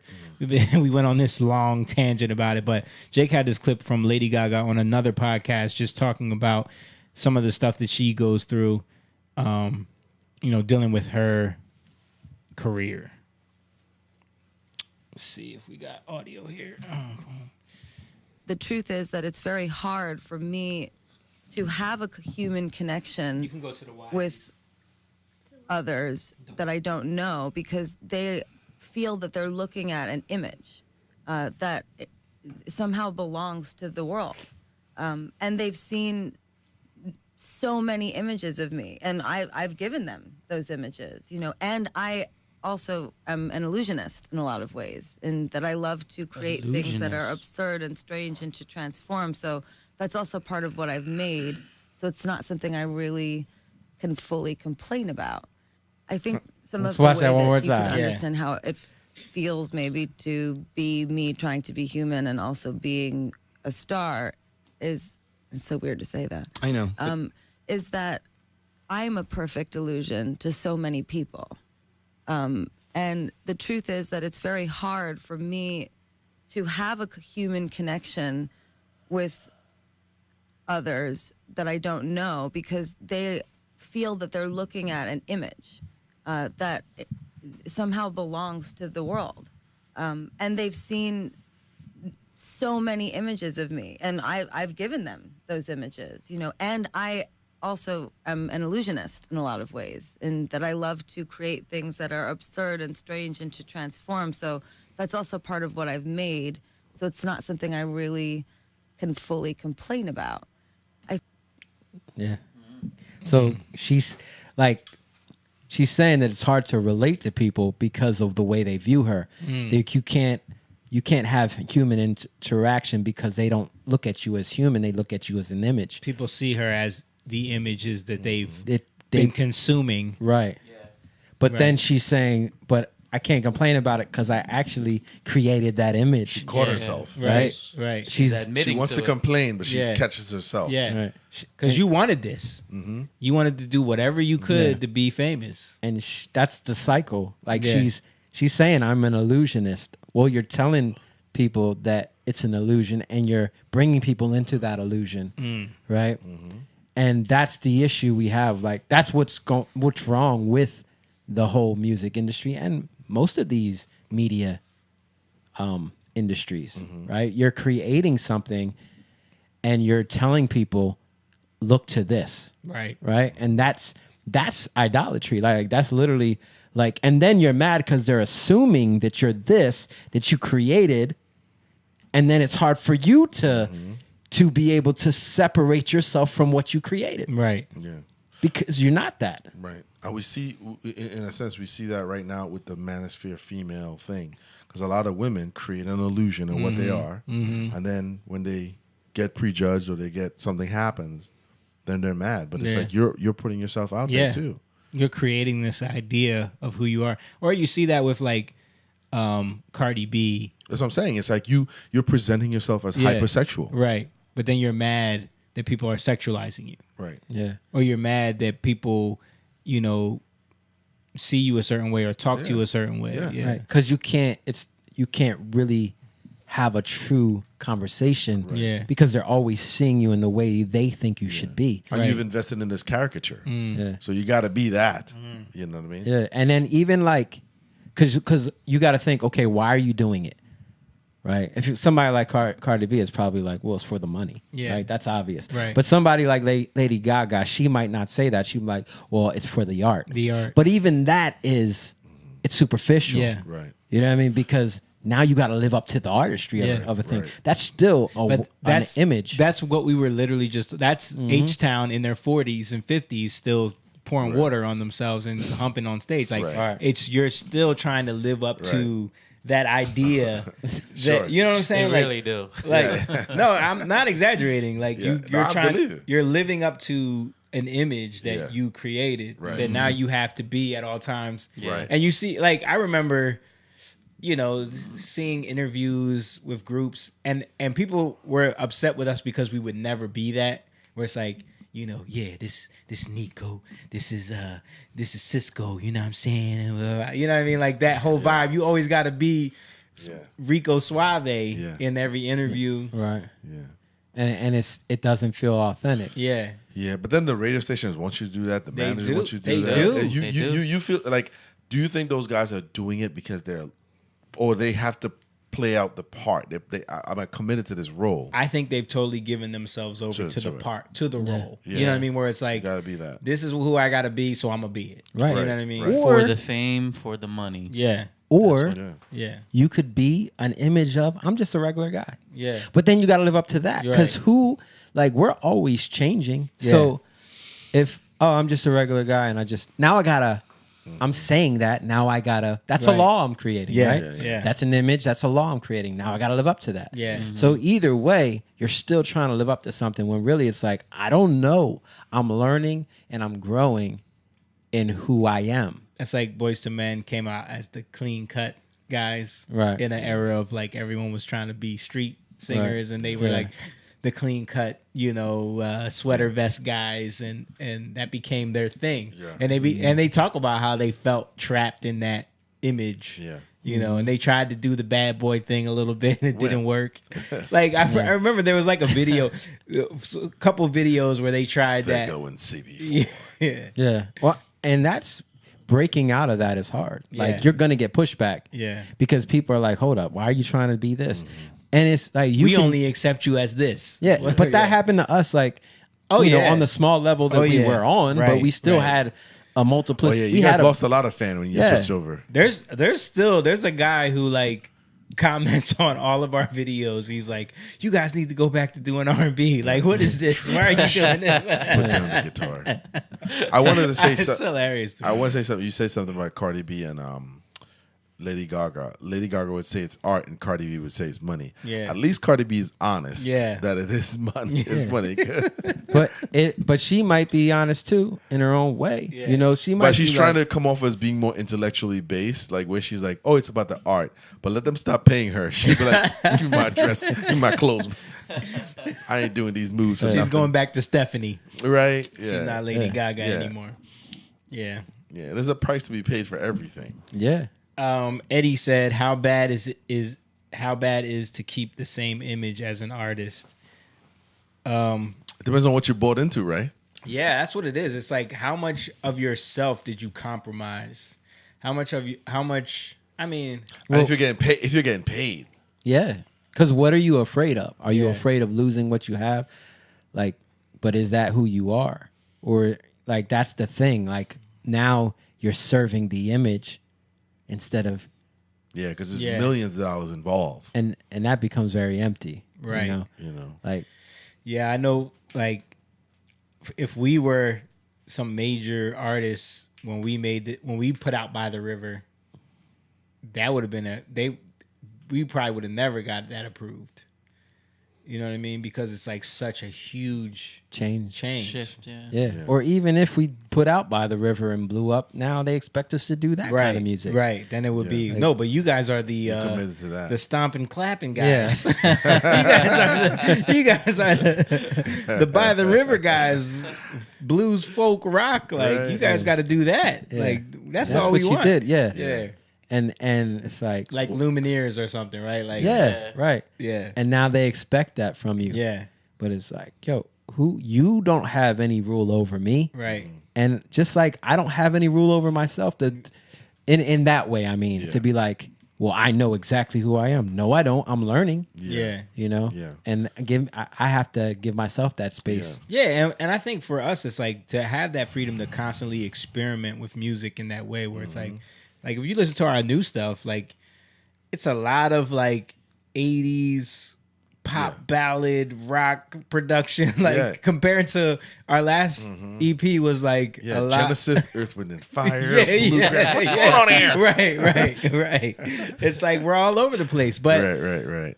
it's genuinely like we're just pulling influences from Yeah. things that we love. Yeah, you know what I yeah. mean? No. Musically. But then if you look It's at your own. Yeah. if you look at like the core, like the message is the same. Yeah. Yeah. There's definitely that through line. Yeah, no, it's very familiar, but it's uniquely yours. Yeah. You know what I mean? Like, you know, it's the same thing like with what I do. You know, I can lay a tile a certain way, but it may look like something else, but it's mine. I had my hand in it, Yeah. but I'm influenced by these other things around me. Right. But I'm making it my own. Yeah. You know, but you know, where it is unique for me, like I said, is I can have that one-on-one relationship with the customer. Yeah. And build a personal relationship that's maybe the other contractor does it like me or better than me, but he doesn't have the Yeah. personal relationship that I have. And the thing that I love about like watching you work is like James' passion for what he does is so apparent. It reminds me of us because like Yeah. as he's working on the bathroom, he's like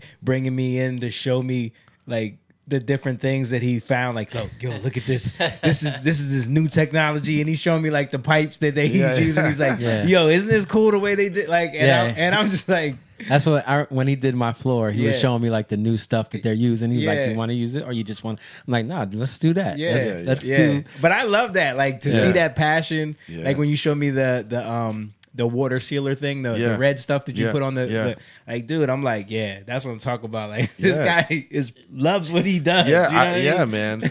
man, and that's what I appreciate about this what you guys are doing. You know what I mean? Like knowing you guys and as a fan, you know, it's doubly like wow. You know what I mean? I wish if I do wish if more people were open and willing to come out to because this is the thing about these kind of artists is if you don't support, there's really where else could they go? You know what I'm saying? Like you guys belong on a bigger stage. You know what I Yeah. mean? You know what I mean? It's like, you know, and I wish if I believe it'll come, you know, like I feel you, like, Yeah. because we all get that. Sometimes those thoughts hit you, that frustration hit you. It's like, man, like we should be doing more than this, you know. But yeah, it's like But it drives you. I believe it'll come. Oh, Darnell said he's amazing at his craft. What's up, Darnell? Darnell Bond. Darnell Bond in the building. Eddie said, let me rephrase this. I just went to see Duran Duran. Okay. And they were around in their 60s. What an energy. Do you evolve after 40 years? I mean, it's different for everybody. Some artists, I think, like Duran, you talk about Duran Duran, like, and we work with Freddie. It's like, it's so hard for Freddie to do any new stuff on stage because if he does a show, people only want to hear the songs that they know. Yeah. You know, so it's like it's hard to evolve and experiment in those ways. It's you're doing and undoing at the same time. Yeah. It's because you don't want to let down your fans. Right. Yeah, and that's where the you're kind of a slave to that. In a Yeah, way, you know what I mean? Your hit, whatever your hit was. Yeah. Like I said, you guys got to close all the time with By the River. Yeah, but I love doing By the River. Like, it's a good song. it's just. But if By the River hit, like where it was like, then you guys are then you would go to your dressing room and there'd be a twig that you got to put in your mouth. No, Jamie, we where's would- your twig? we Get your would- twig, We please. would never do that. We would never Get him his ever prop. do that. Yeah, that's the one thing that we were like always against was doing any kind of shtick. You know what I mean? the only stick you did was them holsters. When you guys did them holsters, that wasn't That shtick. wasn't even us. That wasn't shtick. That was listening It's a to bunch of That was listening to a reggaeton detectives. What are they called?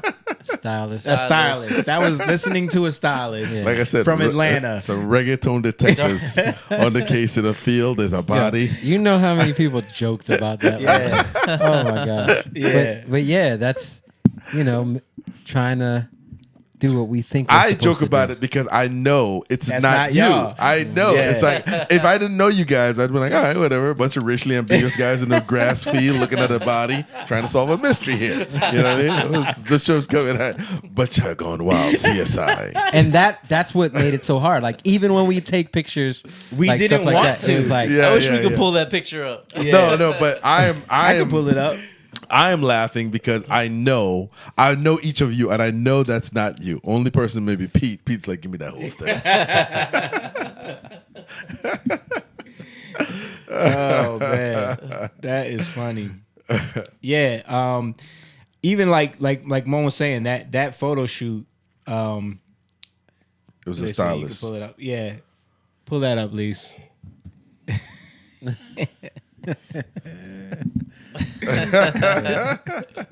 Like, why are we in the grass? But there's another one where you guys are standing. Yeah, you could Where really, you could really see the whole see the- holster. All right, pull it down. I'm gonna find it. But anyway, we again, like it was a compromise. It was like Yeah, this guy really, and this was during the era where it was like you needed one. this. He told us, yeah, day 26 wanted to use these I didn't these give it to outfits. I didn't give it to them. I saved it for y'all, and we were all sitting there like, okay, cool. Right. Like, I guess we got to wear this now. Put on these holsters. Yeah. So, remember Dave was like, "Go ahead, put them on." and that's the thing. Like, it's totally against who he is too. But because Right. oh, here we go. Yes, you can bring that up. There it is. Oh yeah, That's the album cover. This summer, they will solve a crime. A body in the grass. Yo, it's like, what is happening here? Looking off in the wind. Even like I got a tie on, but they're like, Unbuttoned. Unbutton the tie. unbutton, Be yeah, dangerous. loosen tie. Loosen the tie. Like how? Yeah, detective. Holsters, but they're man In a persons. world where a bachata group solves a crime, one man desire. one Romance. desire. Mo with That's his, my with favorite. his sunglasses. My sunglasses and my braids. Oh my god. Oh, man. Lisi, what do you think about that picture? What do you think about Daddy? Show your face. What do you think about Daddy? She has nothing to say. Nothing. I said interesting. That's a good Look- word for that. Daddy looks the most normal of all y'all. So Don't act like that was planned.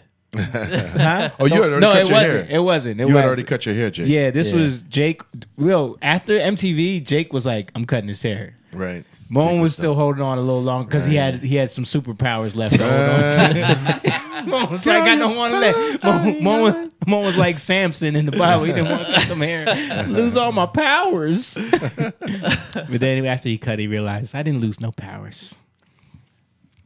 No, Yeah, this was before MTV, right? yeah. You could take that down, Lisa. Was that before? I think that was No, after, that was right? after. Oh. After That was after, dude.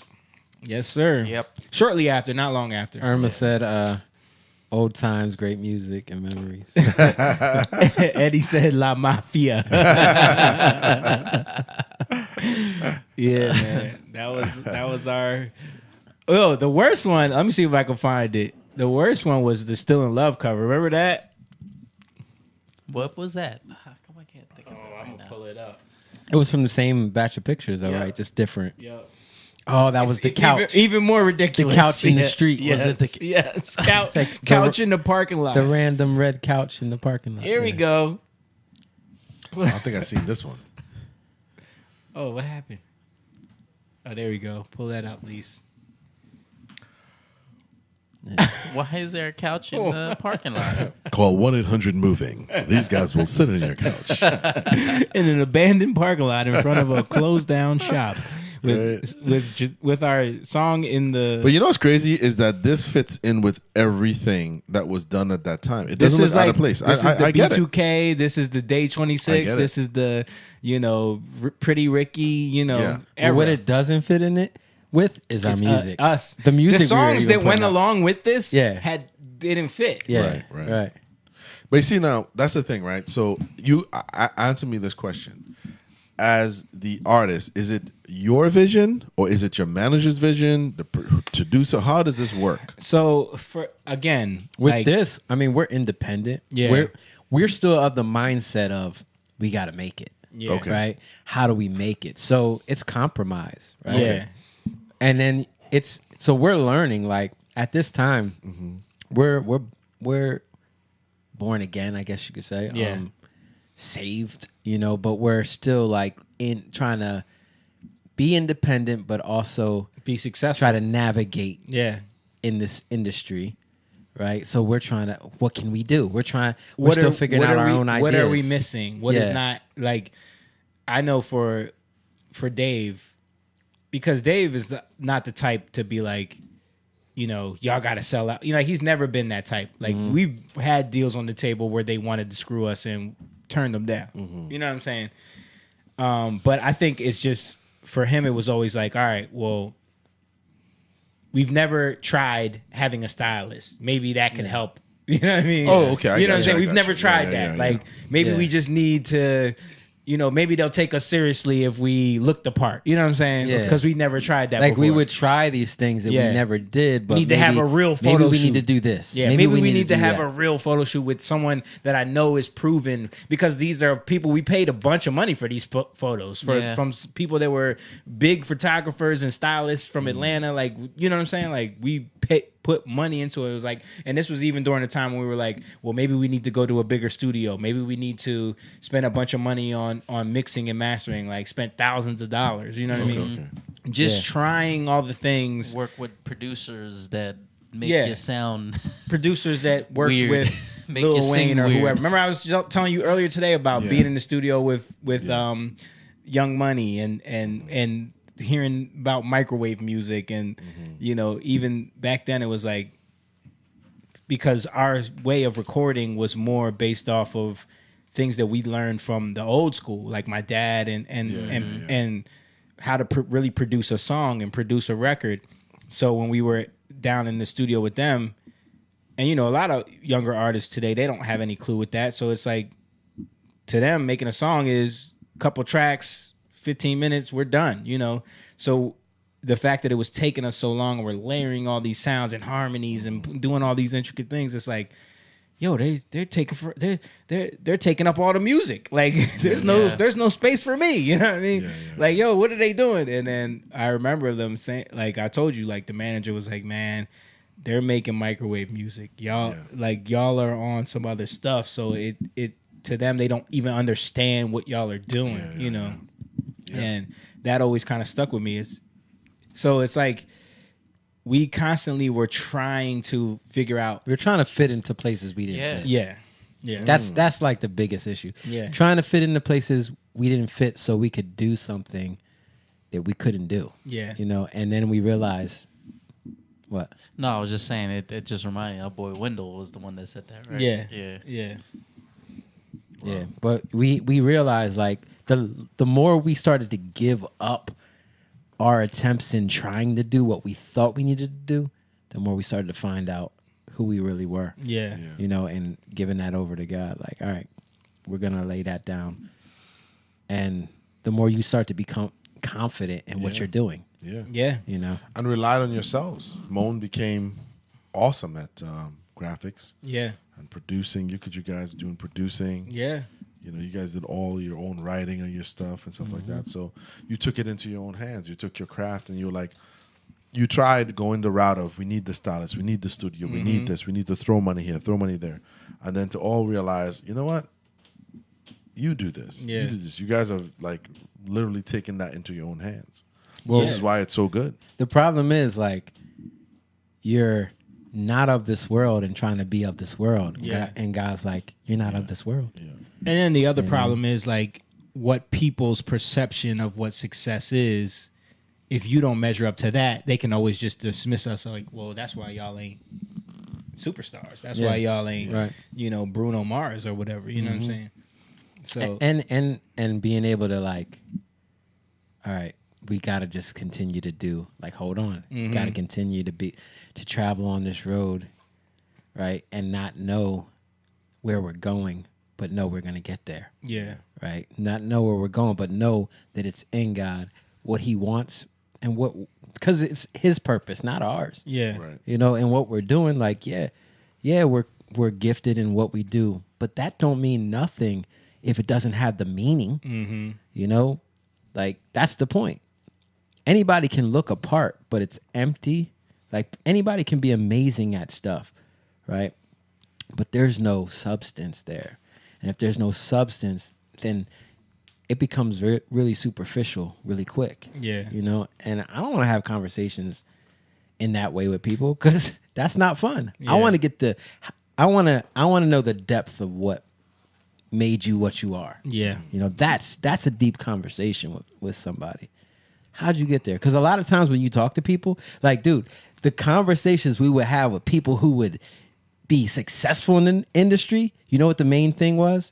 They didn't know what they were doing. Mm-hmm. Like when people would have amazing success in the industry and we would come across these people, they did not know. Yeah. They just lucked up. But then they act like they got it all together, worked it all out. Yep, But they're then geniuses. You realize like, really? yeah, That's what they did? Oh, like yeah, it's just luck in that world. And that's why like once they do it, you can't recreate it because you don't even know what you did. yeah, You know? Lightning can't strike twice. yeah. Yeah. You want to read something? Yeah, I was gonna read. Irma said, "I remember living in Vineland when I first heard your music," and then Eddie said, Irma. "I think it's like when it sounds better in your head type of decision." Yeah, I think he was talking about like when we doing what we were doing. Yeah. Yeah. So what's the people always my wife always says when somebody says something that's not that smart, like sounds good. Yeah, you it know? sounds good. Sounds good, but you know how that plays out isn't really what you think. Yeah. Well, All right. I mean, we about 2 hours in. Yeah. I don't know if we really want to get to anything else. It's kind of like pointless to start on anything, Right. any other topics now. Maybe I'll just show a couple clips of the latest with, you know, our commander in chief. You guys want to see some of his shenanigans Yeah, we can. Go for it. for a couple minutes before we get out of here? new So let's see what's new with Good old Uncle Joe. Joseph. Good old Joseph. So this is him at a. He was talking in front of a bunch of press people, and you know what that means. Where everybody thought anything would go. Thank you so much, Mr. President. Oh, I'm sorry. I took control. I shouldn't do that. No I'm not allowed to do that. Go ahead. You I tell think me. we're going to go ahead and So do y'all see what just happened there? Yeah. No, it kind of froze there. Did it? I'm gonna play it again. It froze a little bit at the top. Yeah. I'm gonna play it again. Watch what happens, and just see if you can peep what's going on here. Where everybody thought anything would go. What? thank you so much, What did he Mr. say? President. Oh, I'm sorry. I took control. I shouldn't do that. No I'm not allowed to do that. Go ahead. You I tell think we're me. going to go ahead and have the rest of the conversation closed press. So thank you all so much. He's admitting to not being in control. I don't know why the screen share is freezing up, but what's happening is he's saying something at the end of his thing, and then he points to someone to take a question, right? And then as soon as he does that, you see his eyes get big, and he realized he wasn't supposed to do that. And then all his handlers come out and try to stop that from happening. Right. And then I think we're gonna do what they say, like private. yeah, but he Closed said press. he said, but He he admits it. what He's he like, said "I'm was sorry." listen to what he says. Thank you so much, Mr. President. Oh, I'm sorry. I took control. I shouldn't do that. I'm not allowed to do that. Go ahead. Did you hear what he said? Not allowed to I do took control. I'm sorry, I shouldn't took do control. Yeah. that. I'm not allowed to do that. Yeah. Like, Dude, you're the commander you're in chief. the president, bro. Like, it's Wow. just like, yo, they have strict rules against this dude doing anything on his own. He's not allowed to take any questions. Right. He's not allowed to talk to anybody. I feel bad for him that he's an old dude, man. Yeah. 79 years old, man. What are you doing? Yeah, man. Yeah. Here's another clip to follow that one up with. This is his wife, like literally manhandling them. Hopefully this will work. Yeah, that screen share is just not working for some reason. Is he trying to shake somebody's hand? He's He's got his hand out, like Yeah, I think I He's- saw this one. yeah. like, He's always trying to shake somebody's hand who's not there. But you seen her like Oh. you see her grab him like, oh, no, come on, back up there, buddy.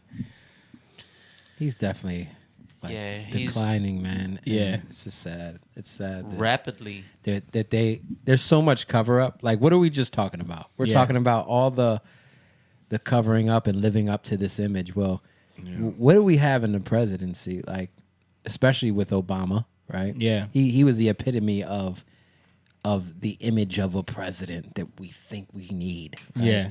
Then we had Trump, which was breaking all those things, and now we got Joe, who's like trying to live up, or they're trying to make him an image that he. They're trying to can't- prop him. He's literally weekend yeah, at that he Bernie's can't do president. it. Yeah. Like they're trying to prop him up as this That's guy funny. who's Weekend at he's got him all like that's what it That is, was the right? name, Weekend at Biden's. Yeah, weekend at Biden's.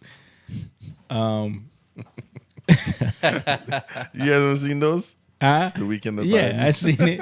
Weekend at Biden's. Those are memes. Yeah, they were. It was just him with the glasses on, and the two dudes. You guys heard about the affidavit for the FBI raid coming out? No, I haven't heard. Oh, they came You out. haven't heard about it? Yeah, I heard about it. Yeah, was holding on. I heard about it. Let me show y'all what it looked like. Ready? Pull that up real quick. That's the affidavit. What? Why is everything? Everything is redacted, bro. Redacted. Everything. wow. They literally What are we doing? blacked out everything. They don't want you to know nothing about why. Yeah. Those are smoking guns. Yeah, it's like Wait, is there one line? there's a couple one- lines there's that like- you can see. There's a couple lines. But literally they blocked out all the information. Right. Your government is out of control. It Right. says. They're just gonna use this for the next And election. y'all trust the government. Yeah. Look, speaking of y'all trust the government, remember you were talking about before, like how in like back in like the 40s, 50s, even like some in the 30s, they used to do these like cartoon, like informational cartoons. Yeah. They used to play all the time. We used to watch those when we were kids. Like, this is what you do when you wake up and go to work every day. And like, this is one that I saw on Twitter that was from 60 years ago. Oh, wow. Just watch this. Before Hopefully. signing up, you boys ought to try a little taste of Dr. Ism's formula. Yeah, I've seen this before. To see what you'd get in exchange for your freedom. Go ahead. Try it.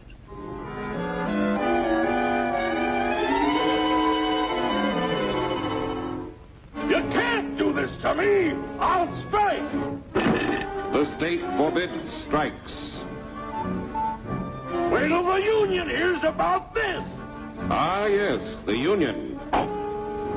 Welcome to our ranks, number 1313. I'll take this case to the Supreme Court. The state is the Supreme Court. Our decision is as follows. No more private property. No more you. And the farm folks will put a stop to this. Farmers don't vote anymore. What'll they do for seed next year? You won't have to worry about next year. The state will do your planning from now on. We must fight to regain our freedom, or everything is lost. Everything. Everything is fine. Everything is fine. Everything is fine. Everything is fine. Everything is fine. When anybody preaches disunity, tries to pit one of us against the other through class warfare, race hatred, or religious intolerance, you know that person seeks to rob us of our freedom and destroy our very lives. And we know what to do about it. And now, gentlemen, no violence, please. Don't throw those bottles. Don't throw those bottles. No! Hey! Yeah, I've seen that before. Isn't it interesting? They were trying to warn us. They were warning us about a lot of the stuff going on now back then. Yeah, they were. I mean, that type of cartoon, they'll never make again. No. You know what I mean? But yeah, I've seen that plenty of times. It's just crazy. Like, they're literally talking about from their perspective during that time. Like, What was happening? yeah, did you see the guy, like the guy that was like in the little fenced in area? He's sounding off about everything that's going wrong, and then they just shove a record over his head. Everything is fine. Everything is fine. Yeah. That's literally CNN right now. You know what I mean? CNN, they going down like Yeah. in flames. Yeah. now. But yeah, it's interesting. 60 years ago. We weren't even around. Yep. 20 years before our time. Yep. Crazy, man. All right, I was gonna get into like some of these Joe Rogan clips, but it's a lot, man. The only one I will play is, did you see that Aaron Rodgers was on Rogan? No, I didn't. It's actually a pretty good interview. It was really good. But this part right here, They try to smear Aaron Rodgers too. oh, absolutely. But this part right here is the part I was talking about where Joe Rogan broke the world, because he literally, like, watch this. Just watch this. No one who is alive today had ever experienced a true pandemic. And I'm hoping that now that this is over, people are going to, recognize that some serious errors were made and not repeat those. That's the best you can get out of it. So what do you tell those people? Vote Republican. That's what a lot of them are going to do anyway. I did see. Oh, yeah. I mean, more than 1 million people transferred over to the Republican Party, I think, in 2021 alone. Find out what that number is. But, you look at guys like Ron DeSantis, who kept Florida open and had some pretty reasonable policies in terms of, like, what to do about COVID. And, he mapped it out on television. He was, widely criticized for this. where he was saying, like, we need to protect our elders. We need to, make sure that medical care is available for those people, and everyone else. You should be able to do whatever you want to do. Protect your freedom. No one who not even criticized. Right. He was like smeared. Yeah. Smeared by, the government. But that's what he was that's what they were talking about a lot on this podcast. And Aaron Rodgers actually talked about how like Fauci or whoever like from the they sent a guy to the NFL to basically convince everybody. Yeah, because the optics of the NFL yeah. being progressive and partnering with the medical experts, whatever it is. And he was saying that like he challenged the guy and pushed back against him, and the guy was basically telling him like, "I'm not a lawyer. I don't have any answers for you." Like, yeah, I remember that. Shout out to Jay Copes. What up, Copes? Happy birthday, man! Happy birthday, bro! Happy birthday, brother! Just turned 28 years old. Wow. Yeah. Yeah, man. Yeah, man. Yeah, I think it's interesting how they throw these people in there. They act like they know stuff, and when you challenge them, they crumble when they don't really know. Yeah. And then they give you answers, and it's like, why are you here in the first place? Right. And this is what needs to happen. But when you don't know anything, and you give up your responsibility to just know, like that's basic, right? To just know, to just find out what's really going on. When you give that up, and then you just find out for me. Yeah. Just figure it out for me. We're distracted. But one of the things that DeSantis did do that was amazing was he talked about all of the people that were anti-Florida at the time all had vacation homes and all found their way down there. Yeah. And he pointed it out. Yeah. They were all found down there.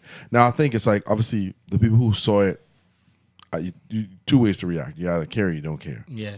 But the people who don't care, you're not going to win them anyway. Right. But this is for the people who are like saying, well, it wouldn't be that bad. Yes, it is. These people are lying to you. Yeah. Because he talked about how most of them were on vacation, or they came on vacation. They have family members that live there, and they're there during that time. Yeah. So you're criticizing something, but you're participating. AOC was a huge one because she Yeah. was talking so much crap on him and saying he was going to kill everybody in Florida. And then where does she go when she wants to go on vacation? Yeah. She's down there partying with no mask on. No mask. Yep. And this is the stuff that like there's so much bad information that's out there because nobody challenges it. Yeah. People just succumb to. I guess that's just the way it is. Right. But Florida, they dealt with stuff in a different way. Like my grandmom is 91 years old, got COVID, was in the hospital, but because of the way they treated her, she's good now. Yeah. Like she's thriving right now. Yeah. And this is the stuff that like other states didn't have. Yeah. They just came to, this is what we're gonna do. This is the way we're gonna do it. Yeah. Because they're telling us to do it. They're giving us remdesivir. They're giving us incentives to do it this way, Yeah. right? Yeah. And people suffered. A lot of lives were lost because of it, and it's a shame. So leadership and learning who your leaders are important. Yeah. You know. Yeah, man. I might as well just play a couple more of these because let's hear them talk. They didn't give a fuck. You want to play football? Watch Take your this ears, fucking Lise. thing. And I want you to do it publicly so that I can get more money out of those other people that are thinking about it and they're on the fence. Yeah, and then we're going to virtue signal to say, look how righteous our league is. We have 95%. I gotta say, like Aaron Rodgers he's not that diesel. No, he's not. He looks like a regular dude. Compliance. Yes. With the vaccine. Compliance. And if you don't, we're going to send a stooge to your team to show you graphs of your vaccination percentage of your team compared to the rest of the league, which actually happened. Really? Yeah. What was the stooge like? Oh, I mopped the floor with him. Did you? Yeah.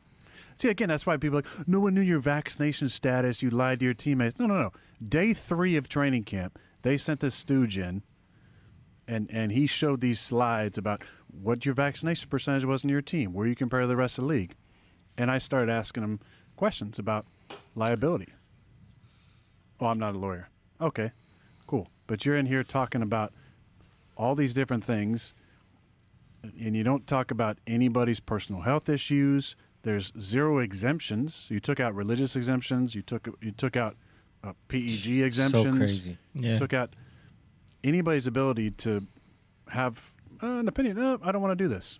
Yeah. Well, it's not only going to affect your day-to-day status on the team, but your ability to get a job, your ability to keep a job, your ability to get a tryout if you get cut from this team, because you want to put a percentage above 90% of your team where you guys can have some sort of like special virtue. Like, look how amazing we are. We're above the 90% threshold here. That's all they care about. And then they scared teams that said, if you had an outbreak caused by a non-vaccinated player, you not only forfeit that game if you had enough players out, but you wouldn't get paid for that week. Wow. And here I am showing up to training camp, Joe, the first day, and we got 5 people who work for the organization out with COVID, all fully vaxxed. And I got COVID from a fully vaxxed individual who only got vaxxed to keep his potential of being a part of the NFL. Dropping them haymakers on him, bro. I'm telling you, he's been having some crazy guests on the last few days. Let me show one more clip from that episode because this was crazy too. Nothing to see here, just the world leaders talking about policy for the entire Yeah, no world. big deal. Yeah, nothing to worry about. The CEO of Pfizer was on that, and he was talking about a medication that you swallow that has some sort of a chip in there that can tell people whether or not you actually took the medication. And he says, imagine the compliance. Yeah. And this is a guy that profits at an extraordinary level from these medications. I mean, he is insanely wealthy. He is the CEO of one of the biggest corporations on planet Earth. Pfizer's being sued by Moderna, by the way. You guys hear about that? No. About them stealing the technology that they had created for the vaccine. So there's a lawsuit going on right now between both of them. Wow. And he's saying, imagine the compliance. Compliance. Yeah. He's not saying, imagine how many healthy people we could have, imagine how many diseases we can cure. No, all the words to use there. Yes. Compliance. Compliance is amazing because that's look. If it's about his bottom line, which it most certainly is, the bottom line requires compliance. The more compliance, the more make sales. sure they're taking those pills. Yeah, it's fucking brought to you by Pfizer. Love of money. 75% of all Right television advertisement is all pharmaceutical drugs. Did you hear that? 75%. 75% of all television advertisement is all pharmaceutical drugs. And aren't we one of the few countries that allows Only for... two. Only two, right? Only two. And the other one is New Zealand. And New Zealand is far more restrictive than us. Yeah. But all those other countries, they think that we're out of our fucking minds. Advertising for all these things that are going to make you happy. There's a girl running through a wheat field, and there's great music playing, and she was, And here's the side effects. Yeah. But then we're going to finish with a happy thought. Running through a meadow. The side effects are crazy. Playing with your grandson. Yeah. It's a strange time, man. It's a strange time because... Yeah. Yeah, Aaron does look like a weird, regular guy. He doesn't look like a athlete. Hey, the greatest quarterback. Who's the greatest quarterback of our time? It's Tom Brady. Is he Diesel? No, he's not even Diesel. He just looks the slick back hair. Yeah, dude. When I first saw the first clip, I was like, "Who is that?" And then I looked and I was like, "Oh, that's Aaron Rodgers."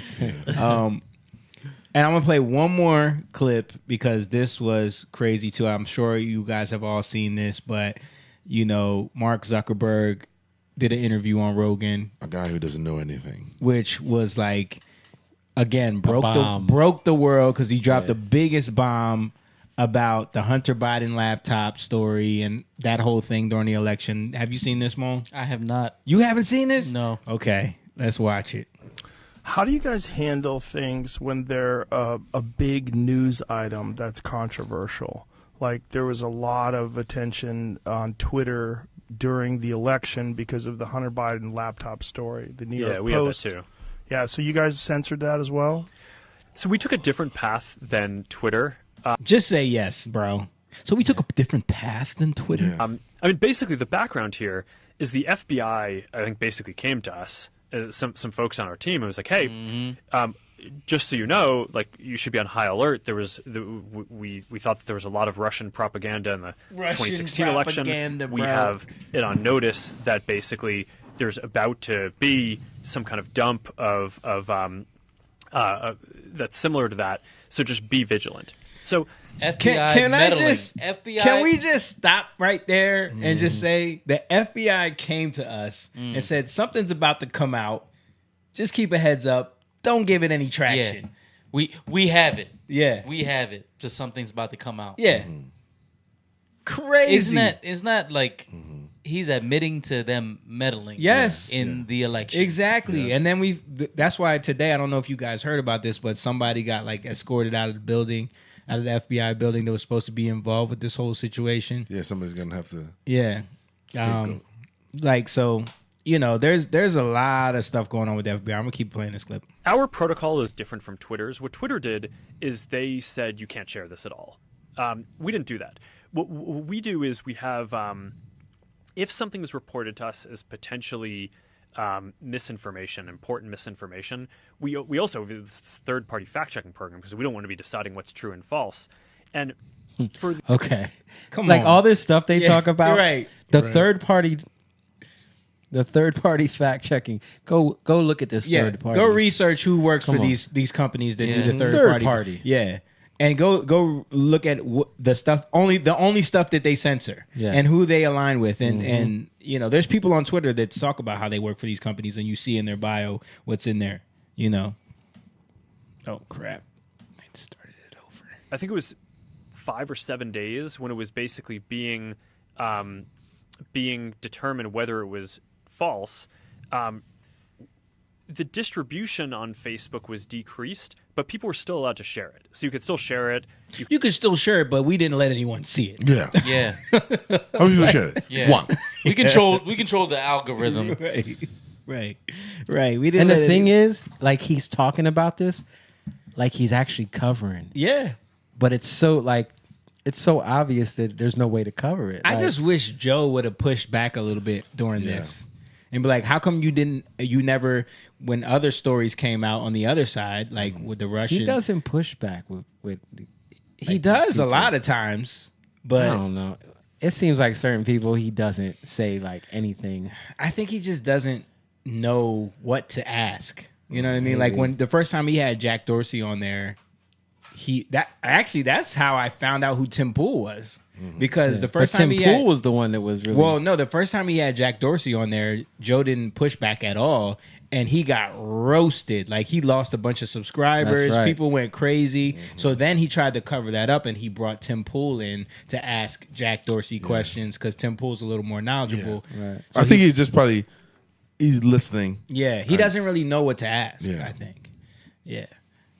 Yeah, that's crazy though, dude. Yeah, you didn't hear still this, consume dude. it. No. So when you say the distribution is decreased, It got shared. how does that work? It basically the ranking in newsfeed was a little bit less. So fewer How much people less? saw it than would have otherwise. So it definitely. By what percentage? I don't know off the top of my head, but it's meaningful. 80%. But, I mean, but basically, About 80. meaningful. About 80. Um, About Meaningful. 80%. Yeah, it's meaningful. Yeah, 80, 90%. a lot of people are still able to share it.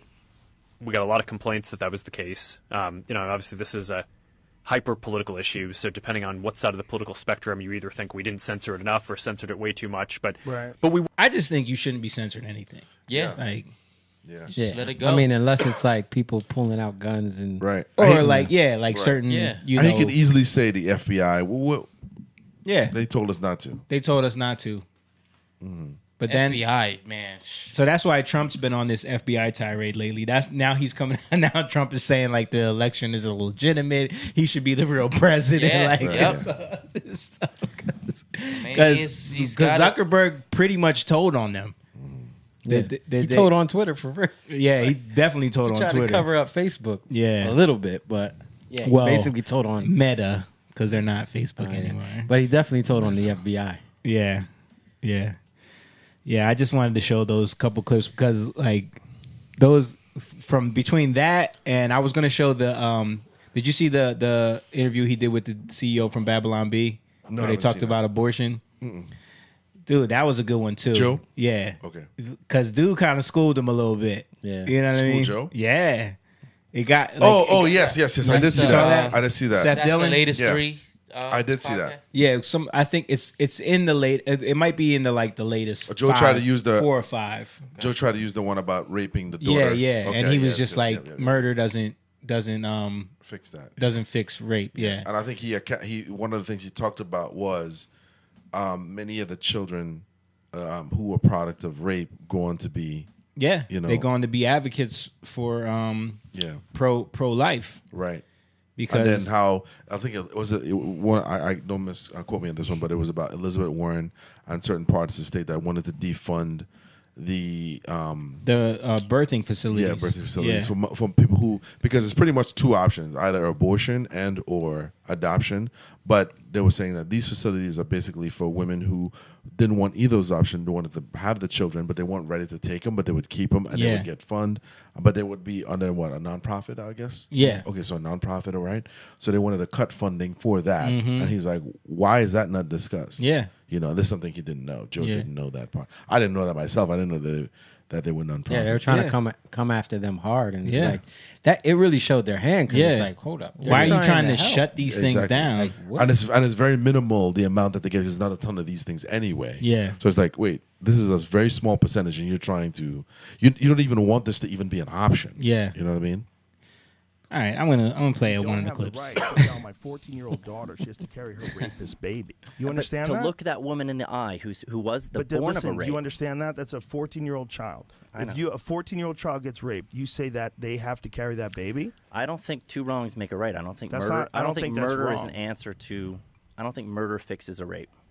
What if we're talking about an abortion when the fetus, literally it's like 6 weeks, 4 weeks, 3 days? What if she just turned positive, just now, positive for pregnancy? I just disagree that. What if it just happened that today? You can like draw a line on when. You can't. Like, once so life you has can't begun, do, I don't at think the you draw very lines. moment. I would lay it out like this. I would say, it is wrong to intentionally kill an innocent human life. Abortion intentionally kills an innocent human life. Therefore, abortion is wrong. And I don't think any of the examples of like, oh well, how developed is it? You know, can it think? Is it conscious? Can it dream? Can it feel pain? So for you, it's the moment of conception. I think that if it's a human life, a distinct human life, then I think it's wrong to end its life. And so you think that even do you think that once the conception happens, there's some sort of a miraculous event, like at the very moment, like you could literally get to the point where the sperm cracks the egg. If you could scoop that egg out right there, would that be abortion? Well, I mean, at some point you're going to have to say there was a magic moment that happened because you believe that we eventually become valuable humans, right? Well, listen, where's the moment where you think the magic happened? When we start talking about harmful misinformation and the types of things that are considered, like that I say or that we tweet or the jokes that we make that are considered harmful misinformation, I'm like, well, what about calling that baby a clump of cells? I think that's harmful misinformation because then you're encouraging people to kill it like it's nothing when it's actually a human life. It's a developing human life. I think abortion is healthcare the way that rape is lovemaking. If we want to use rape as an example, I think they're opposites, and it's like these are euphemisms that we use. You know, we use the word healthcare. We're talking about a procedure that ends an innocent human life, and we're calling it healthcare. That's like calling rape lovemaking. And this is why it's such a human issue, because I see what you're saying. Life is valuable. Like, yes, and people almost were the victims of abortion, and they weren't. They went on to become these amazing people, and we would have lost them. Sometimes it's a failed abortion. Like there's people who've survived like a saline abortion, and they're damaged as a result of it, but they lived, and now they're born.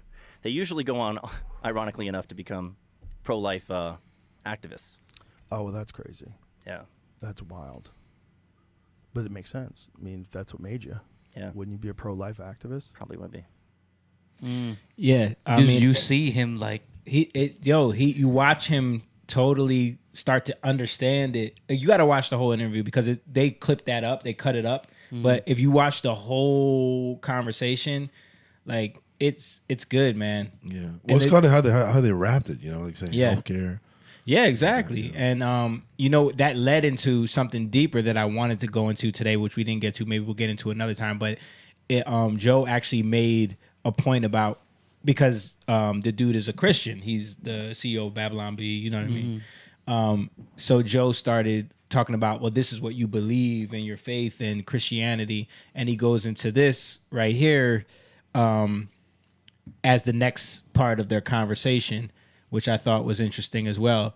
the most mocked religion. Like we want to look at religions with respect and dignity, whether it's Islam or Hinduism. We look at those with respect and dignity. And even if they have practices that we don't agree with, we sort of give them this leeway that it's a part of their religion. Yeah, Christianity is the most openly, easily mocked of all religions. It's the most derived. For whatever reason, I think that if Christianity had been any other religion, Christianity is the most mocked religion. Yeah, so then they go on to have this conversation about that. It's something that we've mentioned many times. And just, watching him bring that up, this is what I'm saying. Like, he's had some really interesting podcasts lately, like with some really good conversations. So if anybody gets a chance, go check those out. Again, the one with the CEO from Babylon Bee, Seth Dillon, the one with Aaron Rodgers, the one with Mark Zuckerberg. Those are good podcasts. And I think like Joe being the biggest podcaster in the world right now, having the influence that he has, him having these conversations is huge. And I think it's having an effect on culture in a way that we don't even realize. Right. You know what I mean? Yes. So that's it. I just wanted to show those clips. Yeah. We can wrap it up. I'm glad you did. Yeah. We had a long conversation about all that other stuff, but shout out to everybody who's been watching the whole time. We appreciate y'all. Irma is still there. She said very true. Eddie's still there. Appreciate you. Night, so. Oh, good night, brother. Yeah, man. Thank you guys for watching. It's a good episode. Had a good time. Back in the Lion's Den. We hope to see anybody who's coming to this show on Sunday. I forgot to mention that at the beginning of the show. We got a show on Sunday, September 4th. This Sunday coming up at the National Park Pub in National Park, New Jersey. It is an event for muscular dystrophy, a benefit concert. So we'll be there performing live. I'm going to post up the link on our Facebook and everything and start promoting that this week so everybody knows about that show. Hope to see you guys there. In the meantime, everybody stay blessed. Don't forget patreon.com/youngliontv if you want to become a member. Also, like, share. If you want to support and throw a donation on Cash App, $youngliontv. Jatan.com for merch and music. Other than that, I appreciate all of y'all. Yep. Thank you, Lacey. You did a great job today. Yeah. Awesome, Great job. Lacey Pieces. Put it on yourself. Put it on Killed yourself. it today. Put it on Killed yourself. it today. Yes, you did a great job. Yeah. Thank you so much. I love you. And we love you guys. Thank you. We're out of here. Peace. Young lion, go live, yeah. Young lion, you rich, yeah. This kingdom has room, yeah. Go